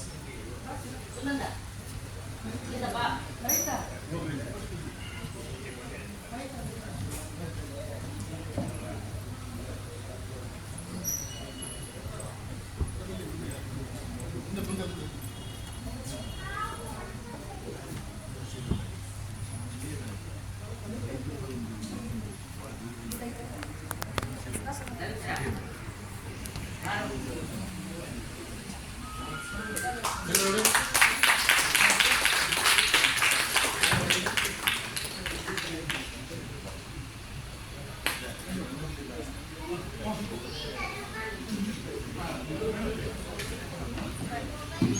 ತಮ್ಮ ಎಂದಿನ ನಿರರ್ಗಳ ವೈಚಾರಿಕ ಆಲೋಚನಾ ಲಹರಿಯಿಂದ ಪ್ರೇರಣಾತ್ಮಕ ಮಾತುಗಳನ್ನಾಡಿದ ಯಶೋಧರಮ್ಮ ದಾಸಪ್ಪ ಸಮಾಜ ರತ್ನ ಪ್ರಶಸ್ತಿ ಪುರಸ್ಕೃತರು ನಮ್ಮೆಲ್ಲರ ನೆಚ್ಚಿನ ಡಾಕ್ಟರ್ ಮೀನಾಕ್ಷಿ ವಾಣಿ ಅವರಿಗೆ ತುಂಬ ಹೃದಯದ ಧನ್ಯವಾದಗಳು. ಮೇಡಮ್, ನಿಮ್ಮ ಜನಪರ ಹೋರಾಟಗಳು ಹೀಗೆ ಮುಂದುವರಿಯಲಿ, ನೀವೇ ನಮಗೆಲ್ಲ ಒಂದು ದೊಡ್ಡ ಸ್ಫೂರ್ತಿಯಾಗಿದ್ದೀರಿ ಅಂತ ಹೇಳೋದಕ್ಕೆ ಇಷ್ಟಪಡ್ತೇನೆ. ಆದ್ಮೇಲೆ ಕಾರ್ಯಕ್ರಮದ ಆರಂಭದಲ್ಲಿ ನಮಗಾಗಿ ಮೈಗೂಬಿ ನಾಡಗೀತೆಯನ್ನು ಹಾಡಿದ ಖ್ಯಾತ ಗಾಯಕಿ, ಆದರ್ಶ ಶಿಕ್ಷಕಿ, ಲೇಖಕಿ ಶ್ರೀಮತಿ ಗಾಯತ್ರಿ ರಾಮಣ್ಣನವರು ದಯಮಾಡಿ ವೇದಿಕೆಗೆ ಬಂದು ಡಾಕ್ಟರ್ ಮೀನಾಕ್ಷಿ ಬಾಳಿ ಅವರಿಂದ ಗೌರವ ಸಮರ್ಪಣೆಯನ್ನು ಪಡೆಯಬೇಕು ಅಂತ ಹೇಳ್ಕೊಳ್ತಾ ಇದ್ದಾರೆ.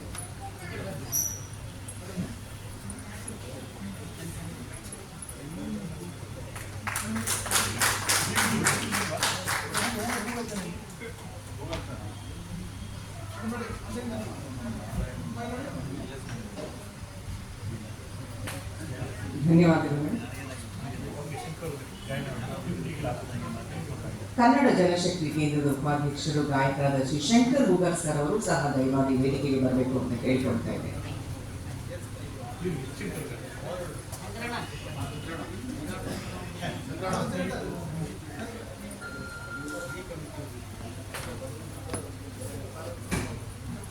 ಧನ್ಯವಾದಗಳು.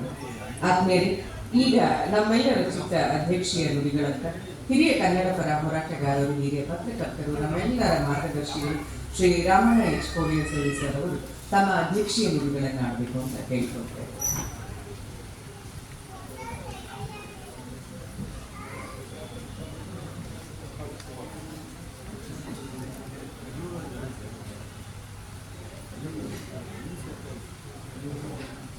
ಇವತ್ತು ಯಶೋಧರಮ್ಮ ದಾಸಪ್ಪ ಪ್ರಶಸ್ತಿ, ಸಮಾಜ ರತ್ನ ಪ್ರಶಸ್ತಿಯನ್ನು ಪಡೆದಂಥ ಮೀನಾಕ್ಷಿ ಬಾಳೆಯವರೇ, ಈ ಕಾರ್ಯಕ್ರಮದಲ್ಲಿ ಪ್ರಶಸ್ತಿ ಪ್ರದಾನ ಮಾಡಿದಂಥ BR ಪಾಟೀಲ್ ಅವರೇ, ಮಿತ್ರರು, ಮಾಜಿ ಸಚಿವರು, ಕನ್ನಡ ಪರ ಚಿಂತಕರು ಆದಂಥ PGR ಸಿಂಧ್ಯಾ ಅವರೇ, ನಮ್ಮ ಈ ಒಂದು ಕಾರ್ಯಕ್ರಮದ ಆಯೋಜನೆ ಮಾಡಿದಂಥ CK ರಾಮೇಗೌಡರೇ ಹಾಗೂ ಇಲ್ಲಿ ನೆರೆದಿರ್ತಕ್ಕಂಥ ಎಲ್ಲ ಕನ್ನಡ ಬಂಧುಗಳೇ, ಅಧ್ಯಕ್ಷತೆ ವಹಿಸಿದಂತಂದರೆ ಏನು ಮಾತಾಡಬೇಕು ಅನ್ನುವಂಥದ್ದನ್ನು ಎಲ್ಲರೂ ಮಾತಾಡ್ಬಿಟ್ಟಿದ್ದಾರೆ. ನಾವೇನಿದ್ರು ಅವ್ರು ಮಾತಾಡಿದ್ದನ್ನೆಲ್ಲ ಅನುಮೋದಿಸೋದ್ರಿಂದ ಅಷ್ಟೇ ನಮ್ಮ ಕೆಲಸ. ಕನ್ನಡ ಜನಶಕ್ತಿ ಕೇಂದ್ರ ಕಳೆದ ಹಲವಾರು ವರ್ಷಗಳಿಂದ ಅನೇಕ ಕನ್ನಡ ಪರ ಕಾರ್ಯಕ್ರಮಗಳನ್ನು, ಕನ್ನಡ ಪರ ಹೋರಾಟಗಳನ್ನು ಮಾಡ್ಕೊಂಡು ಬರ್ತಾ ಇದೆ. ಅದರಲ್ಲಿ ಇತ್ತೀಚಿನ ವರ್ಷಗಳಲ್ಲಿ ಈ ಯಶೋಧರಮ್ಮ ದಾಸಪ್ಪ ಅವರ ಹೆಸರಿನಲ್ಲಿ ಒಂದು ಪ್ರಶಸ್ತಿಯನ್ನು ಸ್ಥಾಪನೆ ಮಾಡಿ ಅದನ್ನು ಹೋರಾಟದಲ್ಲಿ ನಿರತರಾಗಿದ್ದಂಥ, ಸಾಹಿತ್ಯ ಕ್ಷೇತ್ರದಲ್ಲೂ ತೊಡಗಿಸಿಕೊಂಡಂಥ ಹಿರಿಯ ಲೇಖಕಿಯರಿಗೆ ಈ ಪ್ರಶಸ್ತಿಯನ್ನು ಕೊಡಮಾಡ್ತಾ ಬರ್ತಾ ಇದ್ದಾರೆ. ಅದು ಒಂದು ರೀತಿ ಅಭಿನಂದನಾ ಕಾರ್ಯಕ್ರಮ. ನಾವು ಕನ್ನಡ ಸಂಘರ್ಷ ಸಮಿತಿಯಿಂದ ಅನುಪಮಾ ನಿರಂಜನ್ ಅವರ ಹೆಸರಿನಲ್ಲಿ ಅದೇ ರೀತಿಯ ಒಂದು ಪ್ರಶಸ್ತಿಯನ್ನು ಸ್ಥಾಪನೆ ಮಾಡಿ ಅದರ ಒಂದು ಪ್ರಶಸ್ತಿಯನ್ನು ಕೊಟ್ಕೊಂಡು ಬರ್ತಾ ಇದ್ದೀವಿ ಕಳೆದ ಸುಮಾರು 30 ವರ್ಷಗಳಿಂದ. ಈ ಪುರುಷರಿಗೆ ಪ್ರಶಸ್ತಿ ಕೊಡುವಂಥದ್ದು ಬಹಳ ಕಡೆ ಬಹಳ ಹೆಚ್ಚಾಗಿ ನಡೀತಾ ಇದೆ. ಅದು ಮಹಿಳೆಯರ, ಅದರಲ್ಲೂ ಹೋರಾಟ ಮಾಡ್ಕೊಂಡು ಬಂದಂಥ ಮಹಿಳೆಯರ ಪರವಾಗಿ ಕೆಲಸ ಮಾಡಿದಂಥವರು, ಆ ಹೋರಾಟ ಮಾಡ್ತಿರುವಂಥವ್ರಿಗೆ ಪ್ರಶಸ್ತಿಗಳು ಸಿಗ್ತಿರೋದು ಬಹಳ ಕಡಿಮೆ. ಅಂಥದ್ರಲ್ಲಿ ಈ ಒಂದು ಯಶೋಧರಮ್ಮ ದಾಸಪ್ಪನವರು ಹೋರಾಟಗಾರ್ತಿಯವರು, ಸ್ವಾತಂತ್ರ್ಯ ತಾವರಿಗೆ ಹೇಳಿದ್ರು, ಶಿವಪುರ ಧ್ವಜ ಸತ್ಯಾಗ್ರಹದ ಸಂದರ್ಭದಲ್ಲಿ ಅವರು ಎಲ್ಲ ಪುರುಷರನ್ನ ಇದನ್ನು ಬಂಧನಕ್ಕೊಳಗಾದರೆ ಅವರು ಬಾವುಟ ಹಾರಿಸಿ ಒಂದು ಆ ಕಾರ್ಯಕ್ರಮವನ್ನು ಯಶಸ್ವಿಗೊಳಿಸಿದಂಥ ಹೋರಾಟಗಾರ. ಅವರು ಅಲ್ಲದೆ ಅನೇಕ ಅವರು ಈಗಾಗಲೇ ನಮ್ಮ ರಾಮೇಗೌಡರು ಎಲ್ಲರೂ ಹೇಳಿದ ಹಾಗೆ ಒಂದು ಜನಪರ ಹೋರಾಟದಲ್ಲಿ ಮತ್ತು ಈ ಒಂದು ಸಾಮಾಜಿಕ ನ್ಯಾಯದ ಹಿನ್ನೆಲೆಯಲ್ಲಿ ಅನೇಕ ಕಾರ್ಯಕ್ರಮಗಳನ್ನ, ಅನೇಕ ಇದನ್ನು ನಡೆಸ್ಕೊಂಬರು ಬಂದಂಥವರು ಯಶೋಧರಮ್ಮ ದಾಸಪ್ಪನವರು ಕೇಂದ್ರದಲ್ಲಿ ಮಂತ್ರಿಯಾಗಿ ಅನೇಕ ಒಳ್ಳೆಯ ಕೆಲಸಗಳನ್ನ ಮಾಡ್ಕೊಂಬಂದವರು. ಯಶೋಧರಮ್ಮ ಅವರ ತಂದೆ KH ರಾಮಯ್ಯನವರು ಒಕ್ಕಲಿಗರ ಸಂಘವನ್ನು ಸ್ಥಾಪನೆ ಮಾಡಿ ಹಳ್ಳಿಗಾಡಿನಲ್ಲಿದ್ದಂಥ ಅನೇಕ ಒಕ್ಕಲಿಗ ಮಕ್ಕಳು ವಿದ್ಯೆ ಕಲಿಯೋದಕ್ಕೆ ಸಾಧ್ಯ ಆಗೋ ರೀತಿಯಲ್ಲಿ, ಅದನ್ನು ಉನ್ನತ ವ್ಯಾಸಂಗ ಮಾಡಲಿಕ್ಕೆ ಅನುಕೂಲ ಆಗೋ ರೀತಿಯಲ್ಲಿ ಬೆಂಗಳೂರಿನಲ್ಲಿ ಒಕ್ಕಲಿಗರ ಸಂಘದ ಇದರಲ್ಲಿ ಒಂದು ವಸತಿ ನಿಲಯವನ್ನು ಸ್ಥಾಪನೆ ಮಾಡಿ ಅದರ ಮೂಲಕ ಅನೇಕ ಹಳ್ಳಿಗಾಡಿನ ಮಕ್ಕಳು ಇಲ್ಲಿ ಬಂದು ಓದೋದಕ್ಕೆ ಅನುಕೂಲ ಆಗುವಂಥ ಒಂದು ಕೆಲಸ ಮಾಡ್ಕೊತಾರೆ.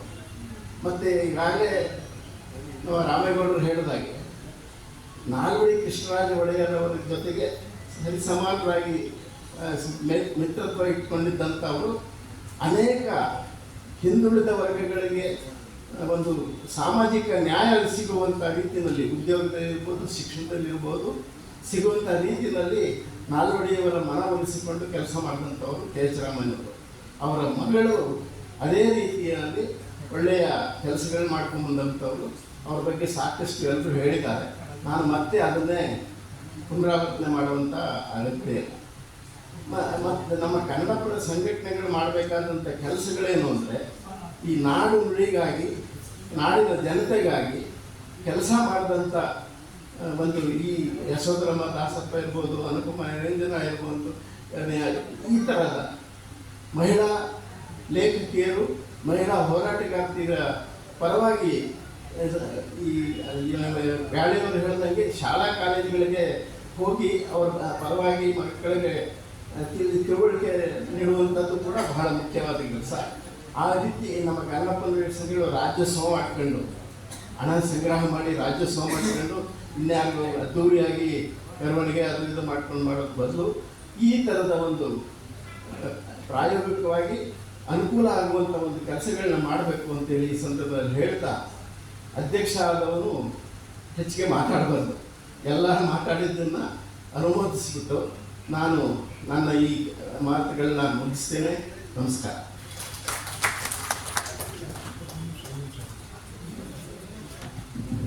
ಇಲ್ಲಿ ಒಂದು ವಿಚಾರ, ಕೆ ಎಚ್ ರಾಮಯ್ಯನವರ ಕುಟುಂಬದವರು ಇಲ್ಲೊಬ್ಬರು ಬಂದಿದ್ದಾರೆ.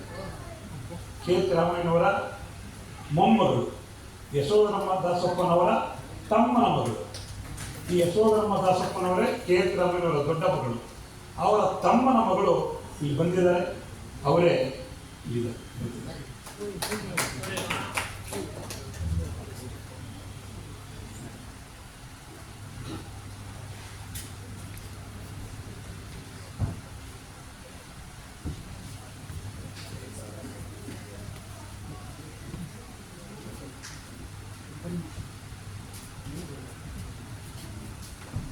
ಯಶೋಧರಮ್ಮ ದಾಸಪ್ಪನವರ ತಮ್ಮನ ಮಗಳು. ಮೈಸೂರು ಮಹಾರಾಜರ ಸಂಪರ್ಕ ಇದ್ದಂಥ ಇವರ ತಾತವರು. ಇವರು ಇವತ್ತು ಉತ್ರಳ್ಳಿಯಲ್ಲಿ ಬಾಡಿಗೆ ಮನೆಯಲ್ಲಿ ವಾಸ ಮಾಡ್ತಾ ಇದ್ದಾರೆ.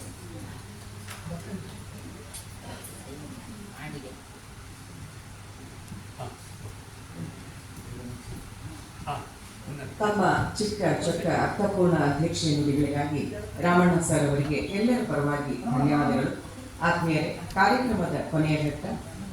ಕಾರ್ಯಕ್ರಮವನ್ನು ಚಂದಗಾಣಿಸಿದ ಎಲ್ಲ ಸಹೃದಯರಿಗೆ ಪ್ರೀತಿಯಿಂದ ವಂದಿಸುವ ಸಮಯ. ಆತ್ಮೀಯರೇ, ಈ ದಿನದ ಕಾರ್ಯಕ್ರಮದಲ್ಲಿ ಯಶೋಧರಮ್ಮ ದಾಸಪ್ಪ ಸಮಾಜ ರತ್ನ ಪ್ರಶಸ್ತಿಯನ್ನು ಪ್ರದಾನ ಮಾಡಿ ಮಾತನಾಡಿದ ಮಾನ್ಯ ಶಾಸಕರು ಹಾಗೂ ಮುಖ್ಯಮಂತ್ರಿಗಳ ಸಲಹೆಗಾರರಾದ ಶ್ರೀ BR ಪಾಟೀಲ್ ಸರ್ ಅವರಿಗೆ ಎಲ್ಲರ ಪರವಾಗಿ ತುಂಬ ಹೃದಯದ ಧನ್ಯವಾದಗಳನ್ನು ಅರ್ಪಿಸ್ತಾ ಇದ್ದೇವೆ. ವಿನಯ್ ಕುಮಾರ್ ಅವರು ದಯಮಾಡಿ ಗೌರವ ಸಮರ್ಪಣೆಯನ್ನು ಮಾಡ್ತಾರೆ.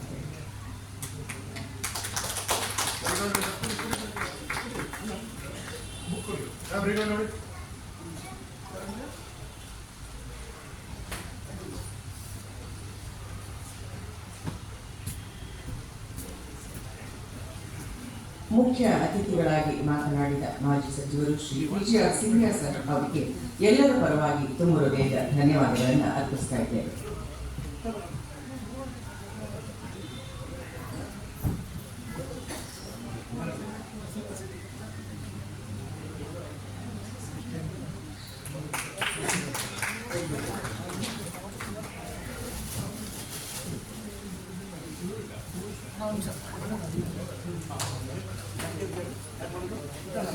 ದೂರದ ಬೆಳಗಾವಿಯಿಂದ ಕಾರ್ಯಕ್ರಮಕ್ಕಾಗಿ ಆಗಮಿಸಿದ ಜನಸಾಹಿತ್ಯ ಪೀಠದ ಅಧ್ಯಕ್ಷರಾದ ಕವಿಗಳು ಶ್ರೀ ಬಸವರಾಜ ಗಾರ್ಗಿ ಅವರಿಗೆ ಎಲ್ಲರ ಪರವಾಗಿ ತುಂಬ ಹೃದಯದ ಧನ್ಯವಾದಗಳು.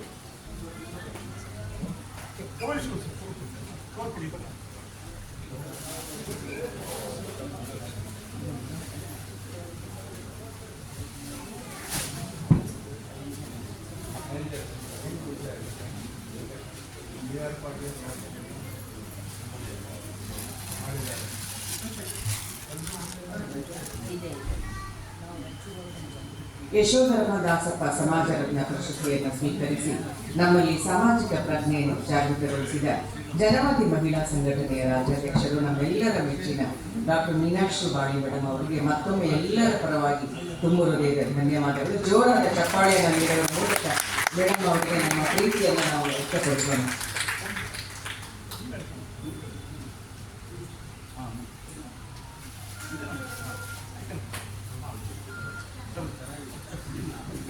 ಕಾರ್ಯಕ್ರಮದ ಅಧ್ಯಕ್ಷತೆಯನ್ನು ವಹಿಸಿ ಮಾತನಾಡಿದ ಹಿರಿಯ ಪತ್ರಕರ್ತರು ನಮ್ಮೆಲ್ಲರ ಮಾರ್ಗದರ್ಶಿಗಳಾದ ಶ್ರೀ ರಾಮಣ್ಣ ಎಚ್ ಕೋಡಿಯೋಸರಿ ಸರ್ ಅವರಿಗೂ ಸಹ ಎಲ್ಲರ ಪರವಾಗಿ ತುಂಬ ಹೃದಯದ ಧನ್ಯವಾದಗಳು.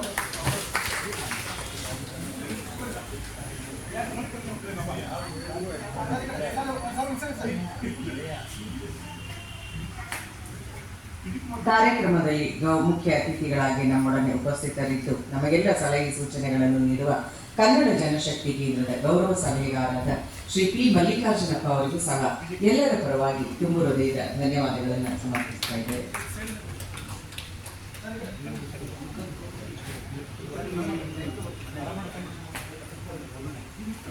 ಕಾರ್ಯಕ್ರಮದ ಆರಂಭದಲ್ಲಿ ನಾಡಗೀತೆಯನ್ನು ಹಾಡಿದ ಶ್ರೀಮತಿ ಗಾಯತ್ರಿ ರಾಮಣ್ಣನವರಿಗೆ ಎಲ್ಲರನ್ನ ಪ್ರೀತಿಯಿಂದ ಸ್ವಾಗತಿಸಿದ ಶ್ರೀ ರಾಮಕೃಷ್ಣ ಅವರಿಗೆ ಪ್ರಾಸ್ತಾವಿಕ ನುಡಿಗಳನ್ನಾಗಿ ಕಾರ್ಯಕ್ರಮದ ಪ್ರಾಮುಖ್ಯತೆಯನ್ನು ತಿಳಿಗೊಳಿಸಿದ Shri C K Ramegowda sir ಅವರಿಗೂ ಸಹ ಎಲ್ಲರ ಪರವಾಗಿ ತುಂಬ ಹೃದಯದ ಧನ್ಯವಾದಗಳು. ಮುಖ್ಯವಾಗಿ ಕಾರ್ಯಕ್ರಮವನ್ನು ತೋರಣದಂತೆ ಚಂದಗೊಳಿಸಿದ ಎಲ್ಲ ಸಹೃದಯರಿಗೂ ಹಾಗೂ ಮಾಧ್ಯಮದ ಮಿತ್ರರಿಗೂ ಸಹ ಕನ್ನಡ ಜನಶಕ್ತಿ ಕೇಂದ್ರದಿಂದ ಎಲ್ಲರ ಪರವಾಗಿ ತುಂಬ ಹೃದಯದ ಧನ್ಯವಾದಗಳು. ಶುಭರಾತ್ರಿ.